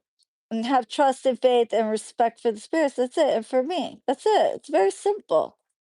Anyway, don't witch hop. Very simple. And if you are, at least have the courtesy to tell the original witch to say, "Hey, I'm going to another witch," so they can do what they need to do to release you from the work. Anyway, so I let her know I'm not getting a response. So I'm like, I just knew something told me she already witch hopped in between this. When something stopped me at 27 days instead of 33, I knew. I was like, "Oh, I knew it. She went to another witch." So she finally responds the next day and she's like, "Hi." She goes, "Yeah, I didn't know what was going on, so I did go to another witch. I didn't know, what was going on, or that you started or whatever." She goes, "So yeah, I don't think it's a good idea right now to proceed with the candle work, because I don't want to be mixing too much energies right now. But I'll let you know, I really appreciate the time and energy you put into the work, and I'll let you know if anything changes." I'm like, "What do you mean you didn't know? I explained it to you on the phone when I gave you the courtesy reading to see where your case was at. I told you on the phone after the courtesy reading and explained what I was going to do moving forward. I explained to you via text message the first time, okay, or on Reddit. I explained to you via the first Reddit, then the courtesy reading, then the regular phone call, then via text message. Then, when you asked me about the candle work, I explained it again. I have to finish the main work 21 to 33 days, alternating with the moon. Explain everything. Then, when you said you wanted to stop and that you were, the candle was burning black and maybe you should hold off, I explained it again. Like, and then when you said it again, I said, "Listen, do you want me to continue or not?" Like, how would you not know that I didn't start the recast? I said it multiple times in multiple different ways, in writing, over the phone, everything. Like, what? Yeah, and I also forgave her for the post she made. Exactly. Which she deleted it, but like, now you're acting like you had no idea. Like, first of all, I just spoke to you. November 17th was the last message. We're now December, like 21st, like a little bit after, okay? A little, or 23rd, just a few days after that. I told her I was recasting starting the 11th. So the math is math in here. It's not 33 days straight, and in her case 27, because I was stopped at 27, which is still in between the 21 and 33 days, okay? But alternating with the moon phase. Every moon phase is 2 weeks. And Saturdays are not good for love work. So there's certain days I take out. Sometimes I do 3-day, 7-day, 9-day, 11-day increments, depending on, you know, what I'm doing and how quickly I need to get it done or whatever the case may be. Typically, I like to do 9-day increments. Okay. So I'm like, okay, so you witch hopped yet again to another witch without even the courtesy of messaging me, letting me know, calling me, texting me something, emailing me to let me know, hey, I'm sorry, I changed my mind. I want to go to this $150 witch that I think is going to get me this difficult 2-year, 3-year breakup with, court involvement and all this other stuff and all these resentments and all this other stuff. Okay. Didn't even bother to text me to let me know so I could stop. Can you guys hear me? My earbud just died. Can you guys still hear me? Yeah, okay. So it doesn't even give me the courtesy of a text. She had my direct number, and I made sure, here's my direct number. So this way there's no confusion. Okay. Because Gabby, I said maybe she could be a little short with you and you need a little more, hand holding, even though I don't have time for that. Anyway, so I said, okay, no worries. I'll go ahead and reverse the work. I said, and no need to tell me if anything changes because at this point you mixed it into oblivion by mixing so many energies, witches, different crafts, different religions, different all types of stuff. This is too far gone at this point. This case is too far gone. There's a reason why we say don't witch hop. It's not a good idea, okay? Especially in the same case, in the same situation, especially love work, same person, going to multiple witches for the same thing. It's not conducive. Okay, so at this point I'm like, no need. She's like, oh, I'll tell you if anything changes. I don't want to do it right now, but no. You're not going to come back a month or two later when you don't get what you want and then think I'm going to do it again. And that, no, not happening. And at this point, you disrespected me and my spirits beyond belief with not even any courtesy to let us know so I can stop. I said, that's time, energy, materials, money that I could have been spending with family or on other clients. Okay, you could have at least given me a text. You have my phone number. If you had any question or anything, I explained to you everything in detail, in writing and over the phone. Like, what more can I do here? There's really not much. I said, I don't know if you were expecting me to reach out to you every day or once a week or every other week. I'm like, there's not really much for me to reach out to you about until the meat and potatoes of the work is done, the main work is done, which I told you would be between 21 and 33 days, and 33 in your case if something didn't stop me at 27, which is still at the higher end. I said, we're right on schedule. I'm reaching out to you right on schedule. And you already, seems like you hopped to somebody else weeks ago. Anyway, so she apologized to me and she's like, I'm sorry. I appreciate all the work you put into it for me. She goes, it's not the reassurance I need. I said, I don't know, you seems like you need a constant reassurance. And I said, and I can't put in the time, effort, and energy on your work, let alone anyone else's work, if I'm spending my time on the phone and text, constantly reassuring somebody. Like, I just don't have the time for that. So she responds, it's not the constant reassurance I need, but the communication and the communication and the follow-ups. she goes, the communication and the images of the candle work I asked for and the follow-ups. Well, like, yeah, me. I told you. I said, first of all, you were told that when I was going to do the candle work, it would be after the main work, the sihr part is completed. And then once that's done, which you were told would take 21 to 33 days, alternating with the moon phases, planetary hours, etc., days of the week, etc. And then once I do the candle work, I would let you know and send you a picture of it. I said I could have easily just threw together a candle work and called it a recast, but then that wouldn't have been a full recast. That would have just been a candle work. I could have easily just did a candle work and said, hey, here, I recasted you, khalas, have a nice day.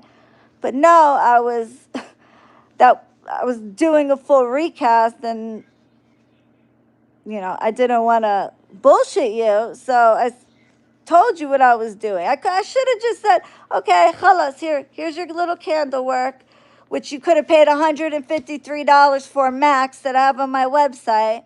And here you go, click, have a nice day. I could have done that and called it a recast, but no, I actually went and did the whole thing like a habla, like a habula, and told you I'll do it after the full set is done, the full main work is done, and then, okay, but, I apologize. She sounds exhausting. Girl, welcome to my life. Welcome to my world. You informing her of anything is a courtesy. She should just trust it and have come to her effortlessly or so much better. And I explained it to her the first go-around, let alone the second go-around. Ya Allah. Anyway, so I'm like, I said, okay. I said, you know what, that's fine. I said, not for nothing. She goes, it's not the reassurance I need, but the communication, and, I told you that part. So then I was like, I'm sorry. I thought I was pretty detailed when I did the courtesy reading that I didn't charge you for. The phone call after the fact. We had a couple of phone calls after the fact, and I explained it to you there again. The text message, here's the screenshot of just a couple of the text message where I explained it to you. Here's another text message where I explained it to you. I'm not sure how much more detail I could have explained it to you, but did I freeze? I hate this live, how it freezes me in the craziest positions. Am I frozen? Am I frozen?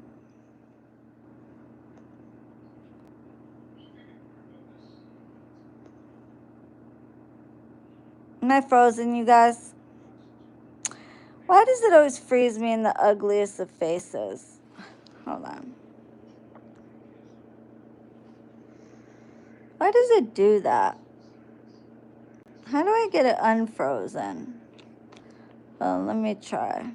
There we go. Okay. I don't think it was intentional on her part. I mean, I get it. Hey, Grumpy me. Grumpy, I got your gifts. I went through my PayPal today, and I wanted to call you. I was going to call you tomorrow for Christmas to say thank you. Thank you for the very generous gift. You are so sweet. You and the mister. I love you guys so much. And I'm going to call you tomorrow to thank you personally and wish you a Merry Christmas. So, just so you know. If you don't answer, I'll leave a message. Love you guys. You guys are so good to me.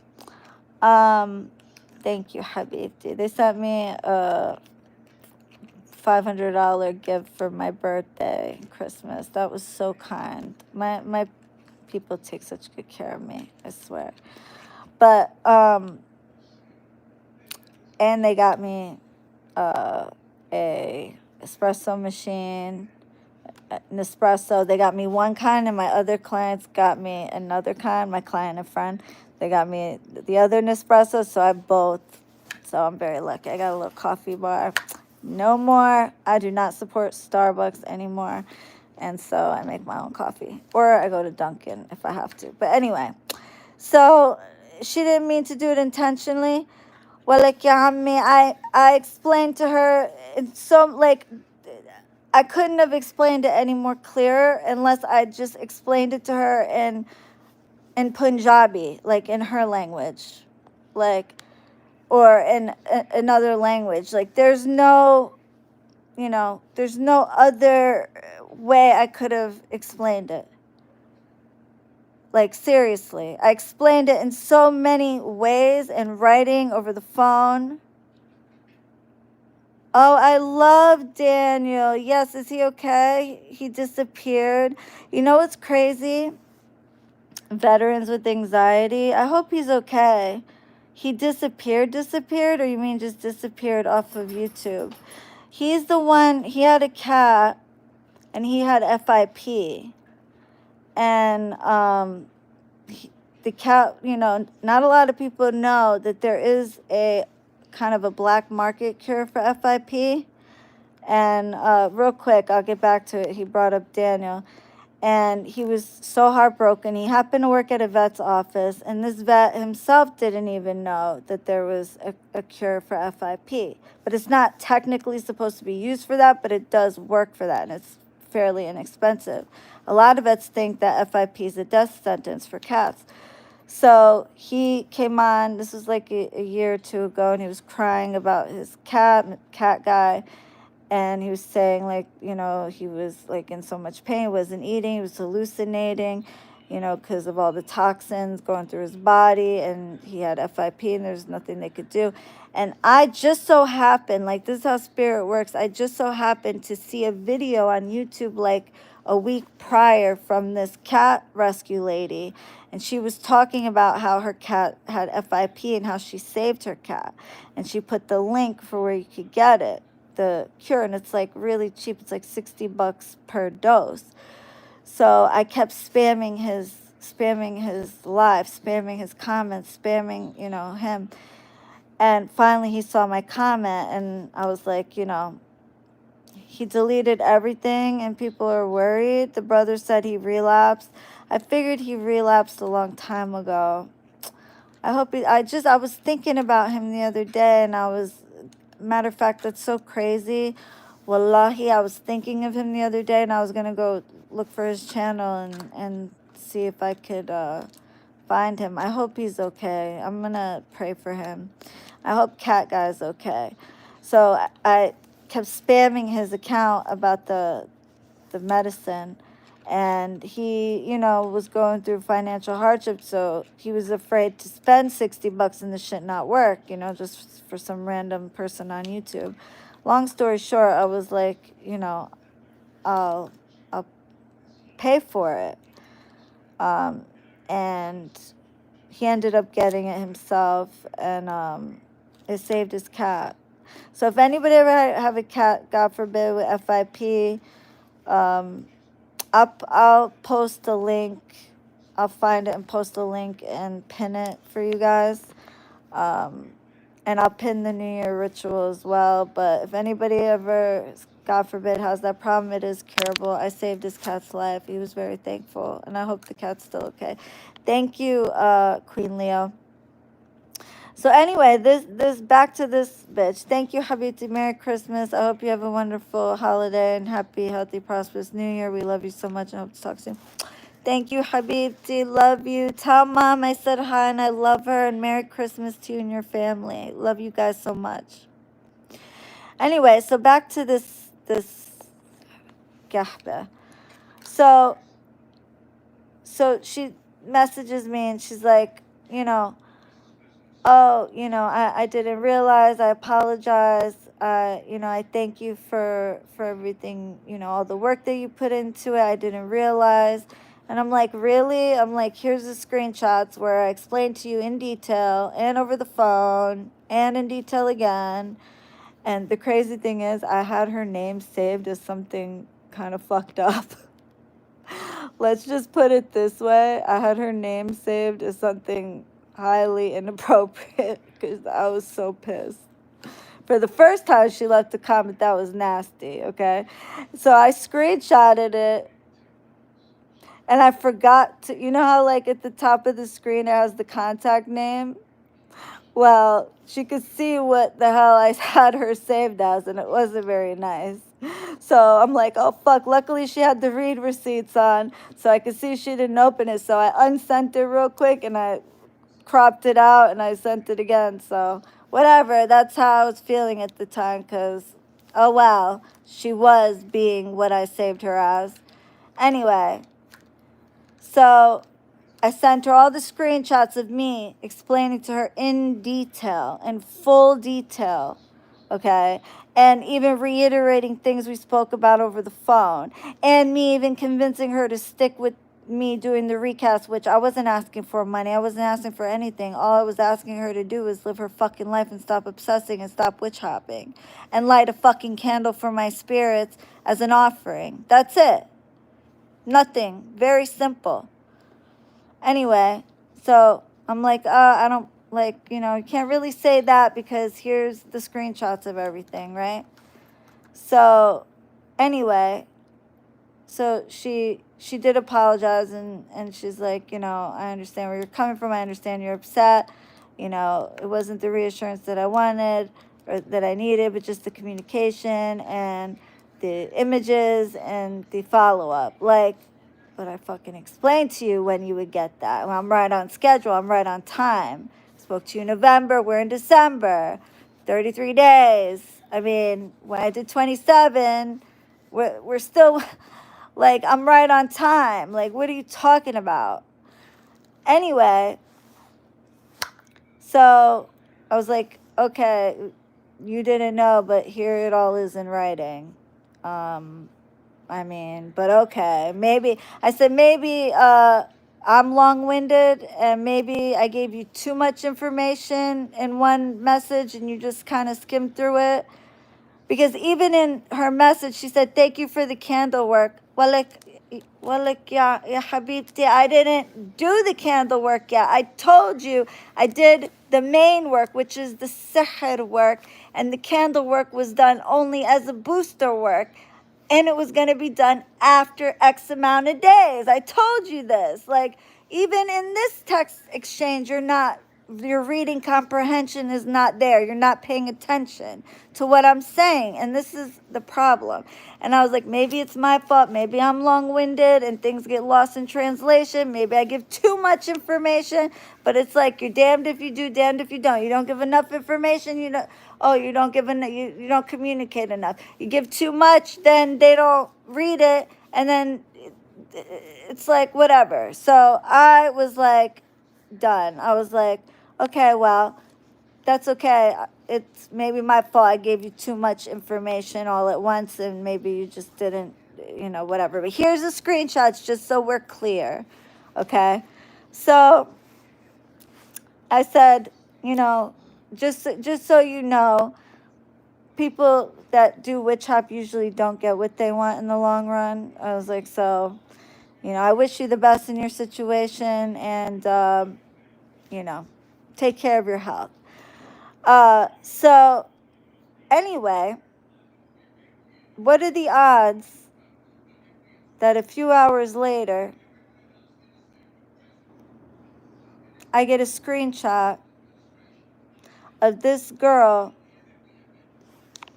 not today, not yesterday, but like 6 days ago, 6 or 7 days ago, leaving a comment about me under a thread, because I got eyes everywhere. My people, it'll take me not long. If my name's mentioned, within a week I'll know about it. It was a comment under a thread. Like, how somebody saw it is beyond me. where this same person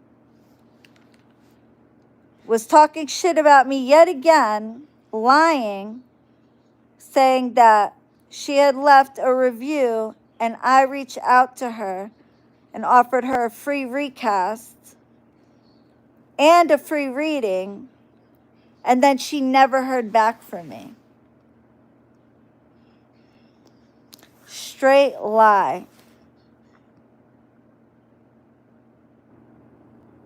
Straight lie.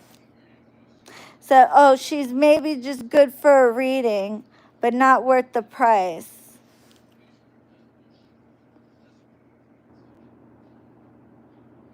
I got a work from her a year ago and nothing happened.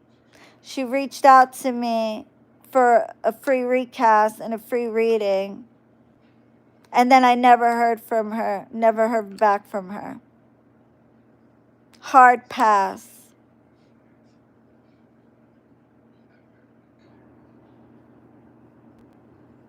The audacity. Mind you, this was before I reached out to her with all this.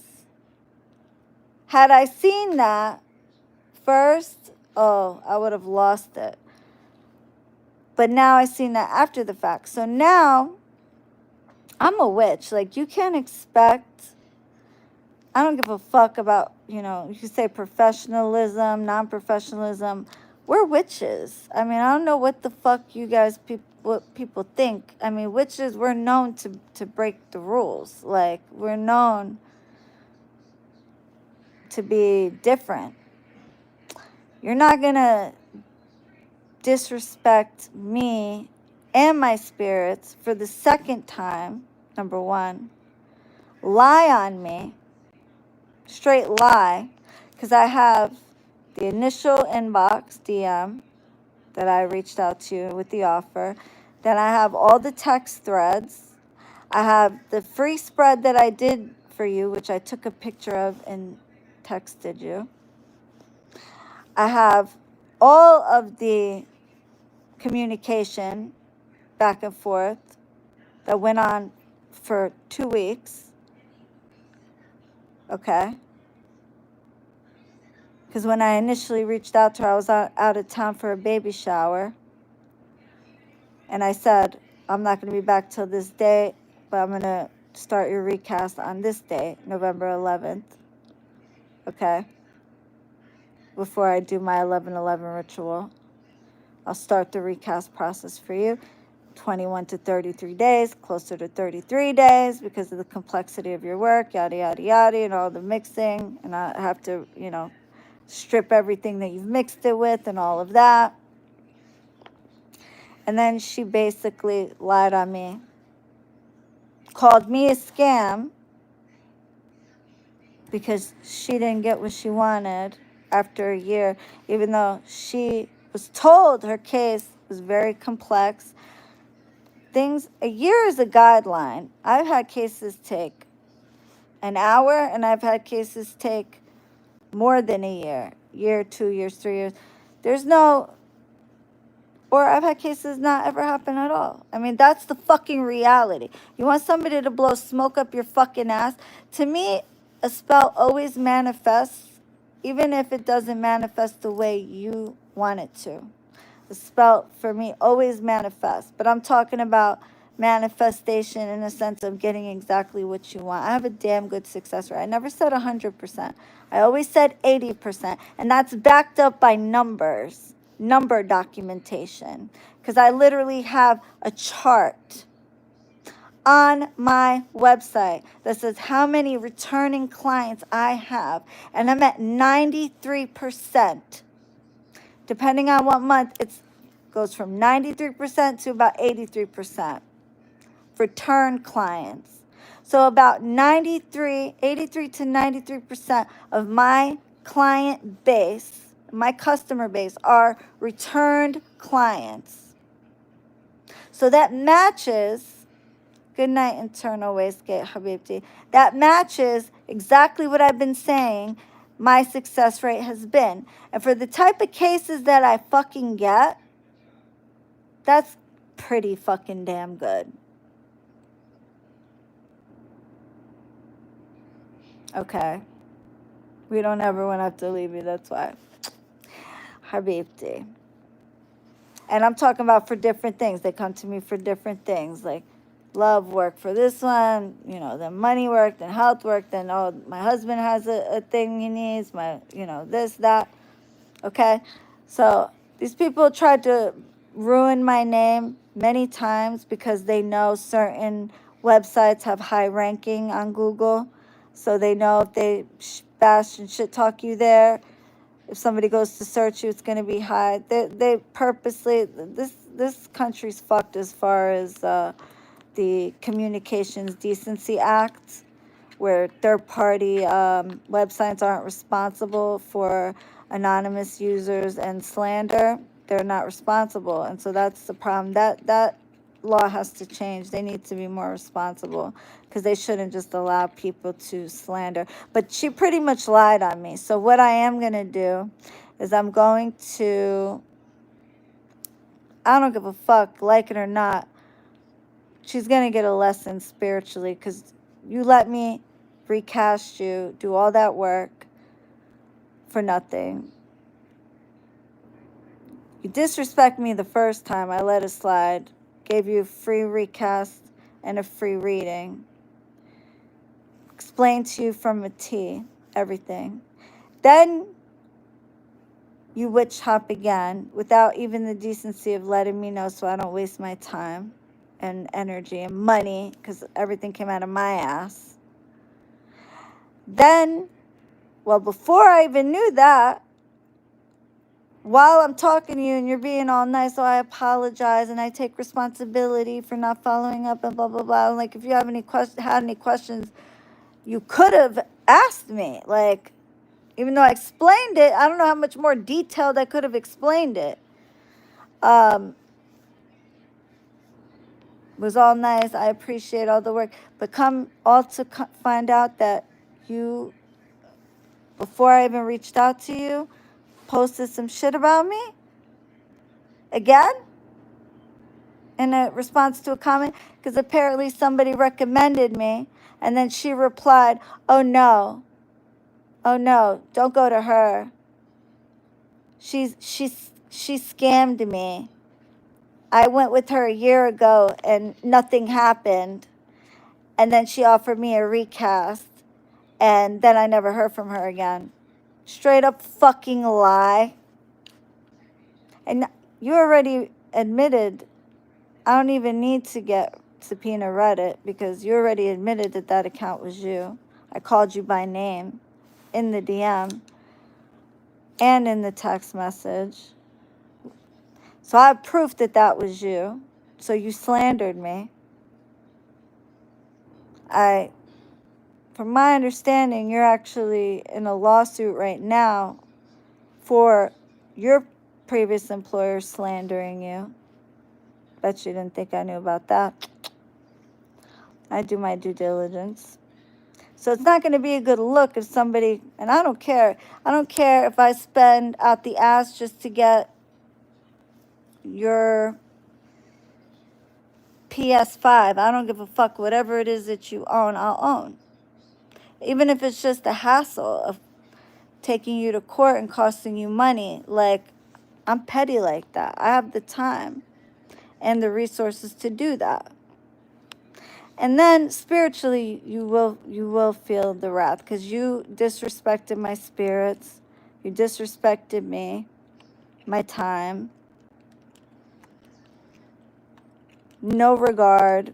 And then you shit on me and was being fake the whole time and apologizing and saying you take responsibility and blah, blah, blah. Meanwhile, all the while knowing you talked shit about me yet again.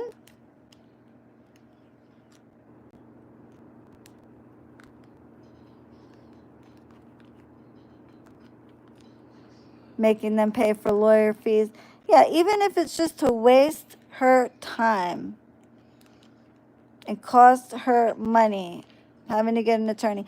Even if I get not a fucking dollar out of it and just the pleasure of wasting her time, and putting her name on a docket, a public record where she slanders people, because that is slander. You straight up lied and said, I offered you a recast and you never heard from me again, which is a lie.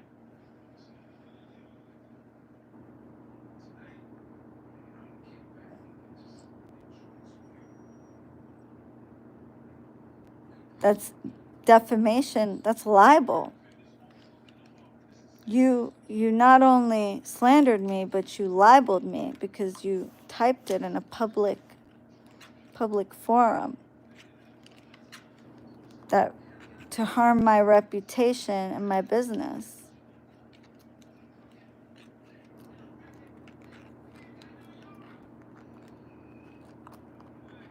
Even though, I mean, I'm sure you'll have zero impact on that because I have a pretty solid standing. But just the point that if I have to cost you fees, lawyer fees, I'm going to get you that way, and you will spiritually have to pay the price. And I could promise you, I assure you, I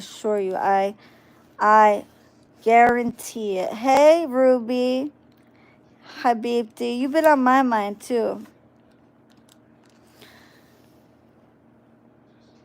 وحياة المسيح وحياة الله وحياة أمي الله يرحمها. You will never get that man back. Never. Never.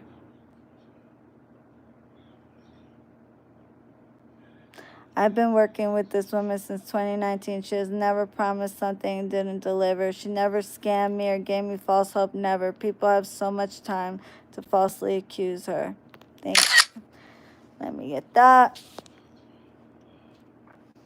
I love you, Farah. I love you, Farah. Thank you, babe. I've worked with thousands, literally thousands. I have thousands of testimonials only. I post one time on Instagram, how have I helped you? And I get so many. I tried to post all of them. And if you don't see me post your email testimonials, I read each and every one of them. And I read them to my friends and my husband and everything, and I keep them for my heart. But you know why I don't post them anymore? And you know what, I'm going to, just because people will say, oh, those could be faked. She can email that to herself. I stick with flower cards and PayPal receipts and things like that because it would cost a lot of money to order flowers for yourself. Send yourself PayPals. I mean, it would be too, Cash Apps, things like that. I guess you could fake that too. I guess you could send yourself flowers and all that. But I mean, realistically, I guess anybody could fake anything. I mean, they even say you guys are bots. So that's the thing. Like anything to bring me down. They've been doing this since I had 4,000 subscribers. They've been doing this since day one. And I don't know why, because every single person that has fucked with me has always paid the price in the long run. And some people may take a little more time. And let me tell you something. The ones my spirits really fuck up, like beyond repair, are the ones that they lift up because they ain't got shit. A pot to piss in or a window to throw it out of. They, don't have shit, really. They lift them up, get them all happy, and then they slam them down. Bring them up to break them down.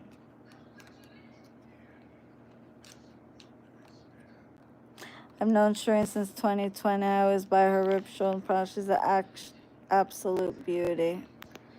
Mashallah. Thank you, babe. I wish I felt confident enough to do a video testimony. I am, sweet pea. You don't have to, babe. Anyway, I only want what I've earned. I only want a testimony that is from the heart. I don't ever want anybody to give me a bullshit testimonial. And I won't even post something that's like, I don't consider a manifestation. I won't even post that. Like people will send me stuff like, oh my God, I got a phone call or text, post this testimonial. And I'm like, girl, that is not a testimonial worthy. That does not reach my standards. I have very high standards. I do not consider movement or contact a testimonial worthy. No. Manifestation. So only give me what I've earned. And if you've worked with somebody that tries to get you to send them testimonials before you even manifested, like, oh, and here's a trick that they'll do. Oh, send me like an email as if it's already happened. And, you know, that's like living the end result. You could type that to yourself or write it to yourself, but don't you dare send it to that practitioner so that they could post it and use it as a real testimony.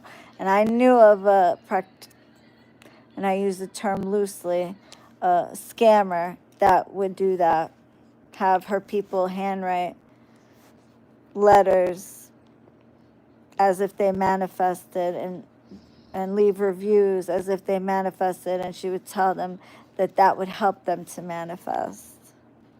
I'll be damned. I would never. I don't want nothing I haven't fucking earned.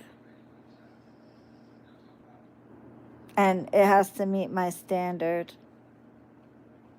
You're free to send me a message about real movement that happened, but I won't post that shit. That's not a testimonial. Manifestation only. That's why I stick with flower card testimonials, things that are hard to deny that they're real. But you know what? I think I am gonna post the emails because there's so many of them, and you could see how different they are. And some of them may be like, I get them almost daily. I'll go back like a month and they'll probably be at least 150 in a month's time. So I don't know how much time I'll have to post all of those, but I'll post as much as I can. This girl, did you speak to her ever again? This just happened. This just happened. This just happened in the last week. After I ended the conversation, on, you know, like, all right, wish you the best, whatever. It was rude of you to do that, but I wish you the best. Justin! Sadie gotta go pee-pee. I can't take her. She'll drag me on that ice, boy, and I cannot.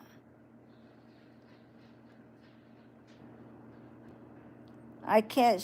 She will drag me. I'm not about to bust my ass. She's crying. She gotta go. No, girl. She's way too strong for me. Yeah. And then I find out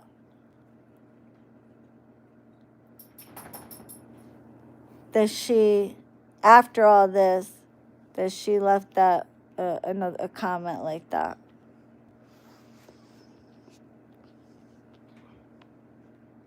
And I had to have a mind to rebuttal it with all the screenshots. But nah, I'm just gonna hit her up with my attorney. She gonna get it spiritually. And I have a half a mind to send her a picture of dark work, candle work. And be like, oh, well, since you wanted a picture so bad, here's a picture for you. And send her dark work. And then have her get sent a letter from my attorney that she has 24 hours to delete the slander that she put it on my name, or I will be going after her for damages. And I got the funds to sue her for shits and giggles, for funsies, on top of the spiritual shit. But I don't fuck around with that. You ain't about to lie on my name. That's something you're not about to do. Especially when I got proof that you're lying, proof that it's you, and proof that you're straight up fabricating shit.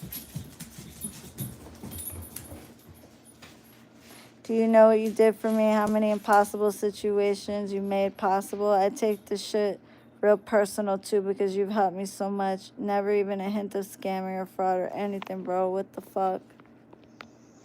But you know, people call scam. Hold on.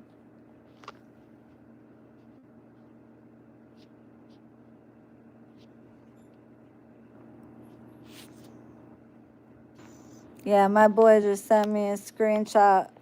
My boy just sent me a screenshot of that shit. E, I see you, bro. Yep. She will be getting... I will be handling this. First of all, she gonna get it. I vow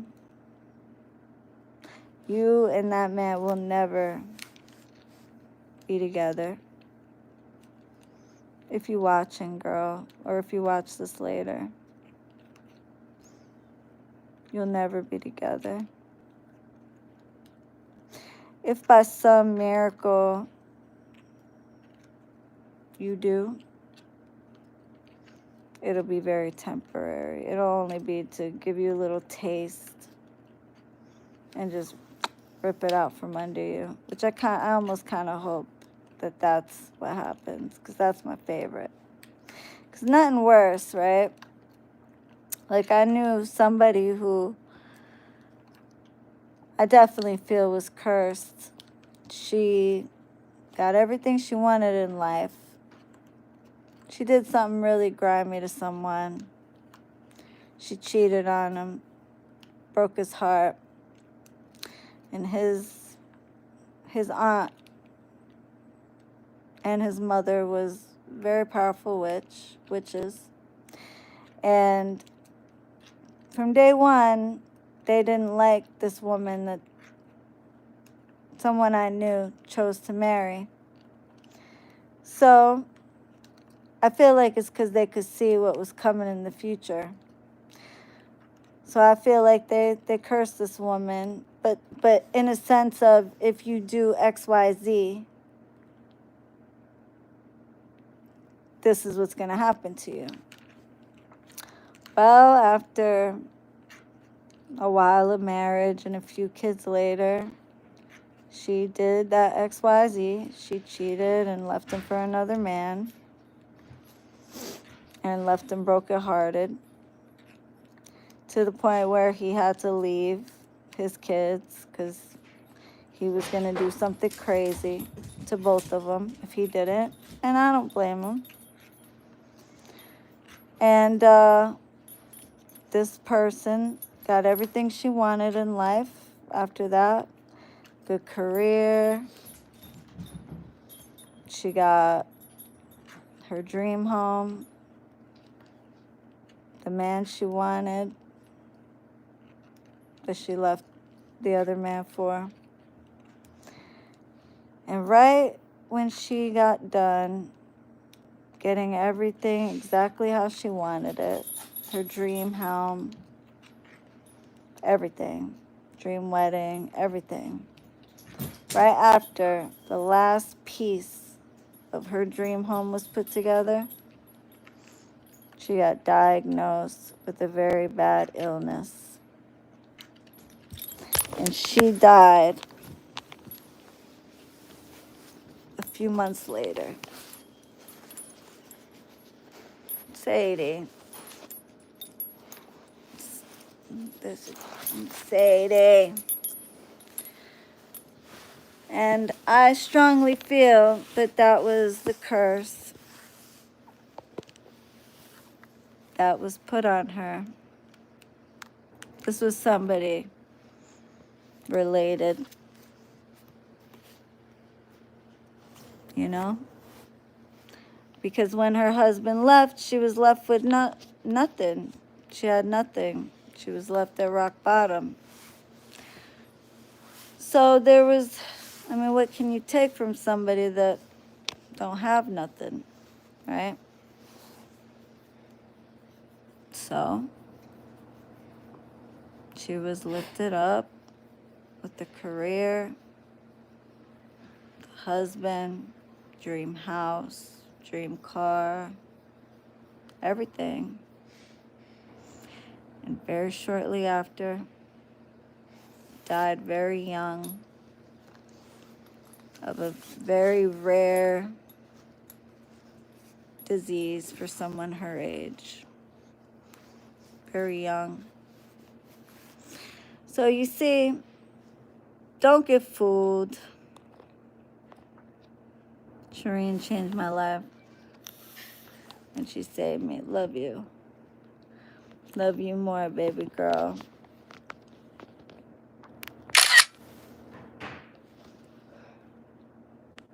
Hope the kids are doing okay. He and the kids. Well, the kids are grown now. And he's doing good. Yeah. He's doing good. But my point is, there's more than one way to skin a cat. And that's such a horrible saying, I think. Sorry. More than one way to skin a cat. But it's an old Southern saying that there's more than one way to get a job done. And, you know, sometimes, and especially, you know, us Middle Easterners, we believe revenge is a dish best served cold. And sometimes you got to lift them up to break them down so that they get nice and comfortable, so they don't, you know, rely on their devices to, you know, keep their guards up, their protections up. They get their guard down and things go smooth. Everything goes smooth. You don't think, hey, I need a cleansing, I need a protection. But certain things, like sahad, like there's certain ways we do it where we bury it with the dead. And once we do that, like, I mean with the dead in the casket. Once we do that, look at this girl. She's so crazy. You ain't getting that off. You have to find that casket and you need to dig it up and take it out. No easy task. So yeah. So my point is, people think spiritual work is a game. And that, you know, anonymity keeps them safe, but it don't. It really don't. I found this girl in literally less than an hour. It really wasn't hard at all. At all. And I found me a good hookup.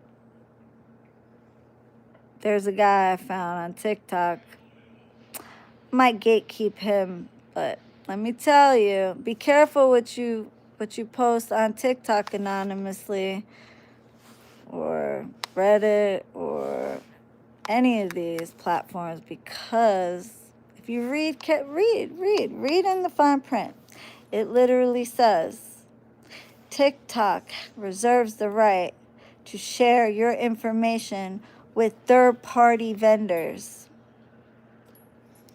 Reddit reserves the right to share your information, such as IP address, such and such, posting habits, likes, dislikes, blah, blah, blah, blah, blah, blah, blah, with third-party vendors. Facebook reserves the right. All these things reserve the right to share your information. So when you think you're safe, right? You're anonymous. You're using a Finsta or a TikTok or a Fedit or fake account, and you're all on the VPNs and all of that. Oh no. They come out with new things all the time. And this one kid, I might give you guys his app, but I don't want him to get too busy. I'm gatekeeping him right now. But maybe if you message me and you need, somebody's harassing you anonymously, hit me up on my website at www.arabianconjure.com. In the contact form, and I'll give you his information if I don't think you're suspect. If I gotta feel you out first. So I used to be homeless. It took one group ritual to get housing, and this year I lost 42 pounds, mashallah. Shireen, you want me to get my hacker family to track? We do cybersecurity. Oh my goodness.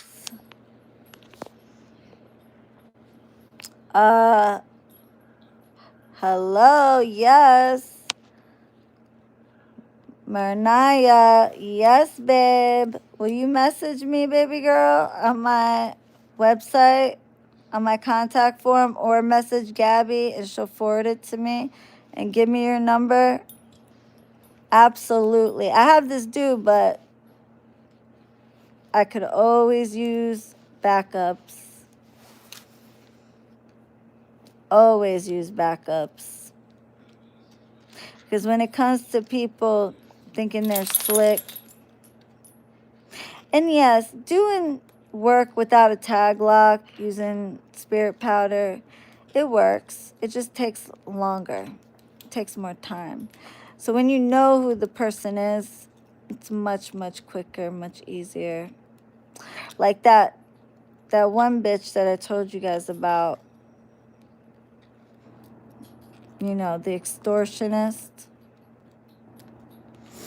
Well, let's just say, seems like well,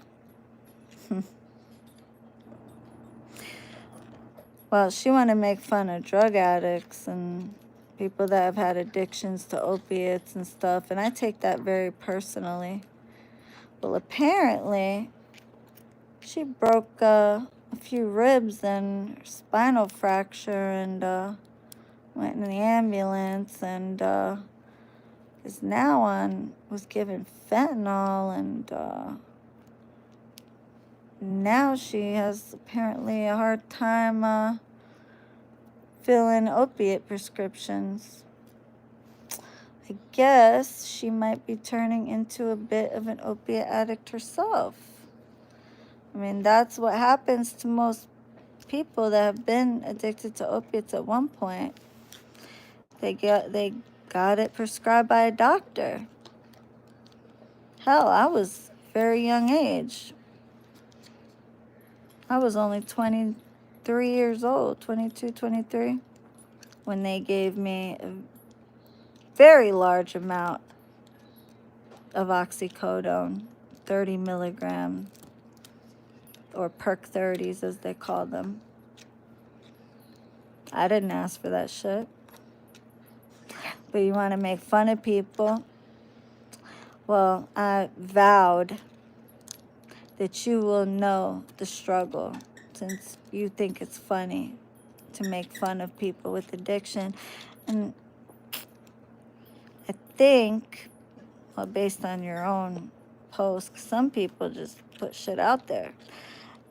You know, not everybody's that lucky when you curse someone where they put all their shit, all their business out there. That's usually not the norm. Most people want to post, you know, happy-go-lucky, look at me, my life is so great things. But some people are dumb enough to just put all their business out there. Yes, Rocco's sleeping. Alhamdulillah. Myra Karuk, Myra Karuki, Myra Karuki, Myra Karuk. Yep, he's sleeping. He's in his crate. He goes in there door wide open. Like, that's his little sanctuary. But I don't like to show him on camera too much, just because he's getting old, just for his protection. But I come from a family of addiction. So yeah, that's what really insulted me. I've been addicted to opiates and still on Suboxone. It ain't easy. I just want to know why. Ever since I was born, everyone treat me like crap. James, you know what? Fuck those people. Anybody who treats you like shit, they don't, fuck them. You have yourself, and all you need, really, it's good to always have somebody in your corner, at least one, a handful of people, if you're lucky. But at the end of the day, if all you have is you for now, nurture you, because you're the one you come in this world alone. And unless you plan on dying with somebody and getting buried with them, you going out alone. So you got to be good with yourself.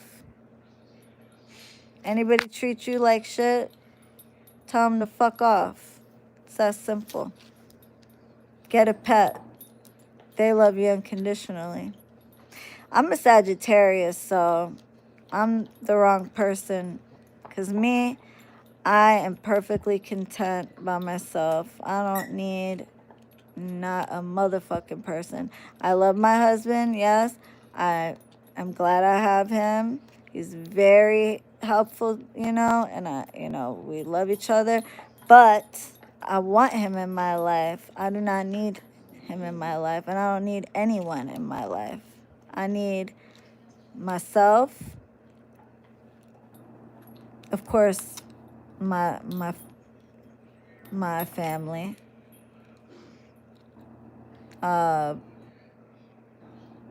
Because I have good family.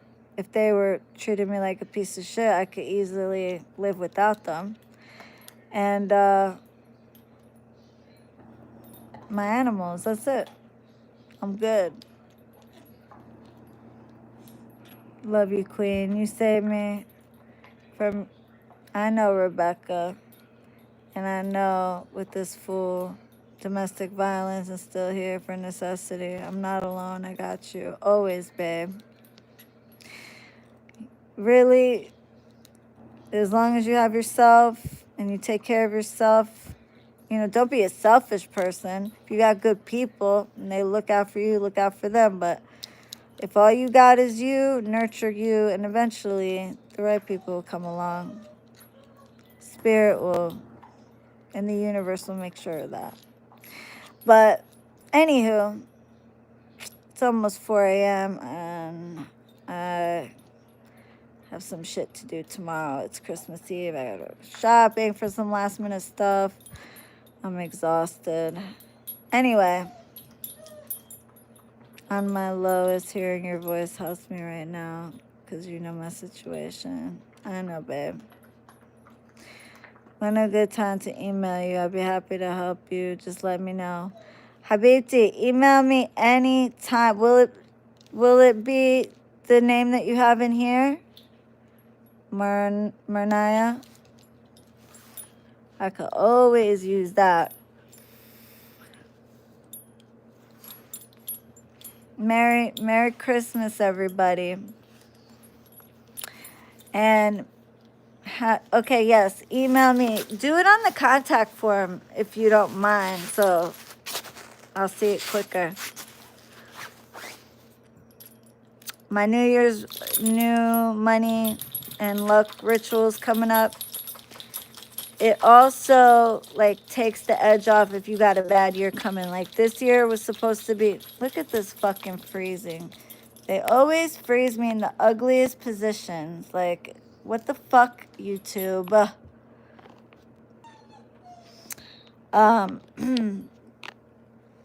Like this year was supposed to be my enemy year because I'm the year of the dog and it's a dragon year. So your enemy year in the Chinese zodiac is supposed to be a bad year for you. At the same time, it was an 8 year and I'm a life path 8. So that was supposed to be a good year. But I feel the New Year's rituals always, I do one for my birthday and I do one for the new year for myself. And that's why I started offering it for my clients. I used to do it for free for all my clients, and then it got to be too much, and everybody was like so entitled, and they'd be emailing me like, are you gonna do me? Are you gonna do me? So it got to be too much, so I had to stop doing it for free. Plus, it was an offering ritual, so it was getting expensive offering on everybody's behalf out of my pocket. But I always do a ritual every beginning of the year to bring in success, good luck, prosperity, good health, all of that. So I put that up. That's going to be a jinn plus abundancia ritual, as well as my ancestors, spirit guides. And I'm going to also call upon you guys as ancestors, spirit guides, angels, all of that. And then I'm going to post the beauty and attraction one for the new year as well. I'm going to post that tomorrow by, I'll have it posted by 3:33. Matter of fact, I'll have it posted by 4:44 since I keep seeing 4:44. So by 4:44 tomorrow, the beauty one will be up. Your life path 8. Yes, girl, that's one of the best ones. El Sancho. Merry Christmas and have a Happy New Year. You too, El Sancho. That's hilarious. It's a funny name. Your rituals are the real deal too. I've gotten quite a few in the past. Thank you, babe. I'm so glad you like. Tiffany, love you, babe. And I love the flowers. Mwah. Thank you for the beautiful flowers you sent, Habibti. They're gorgeous. Also, I did what we discussed. Text me and let me know how your babies are doing. Look at this big ass baby. She thinks she's a lap dog, bro. Like, bitch, you're 95 pounds. You're 95 pounds. You're 95 pounds, ma'am. Unless you...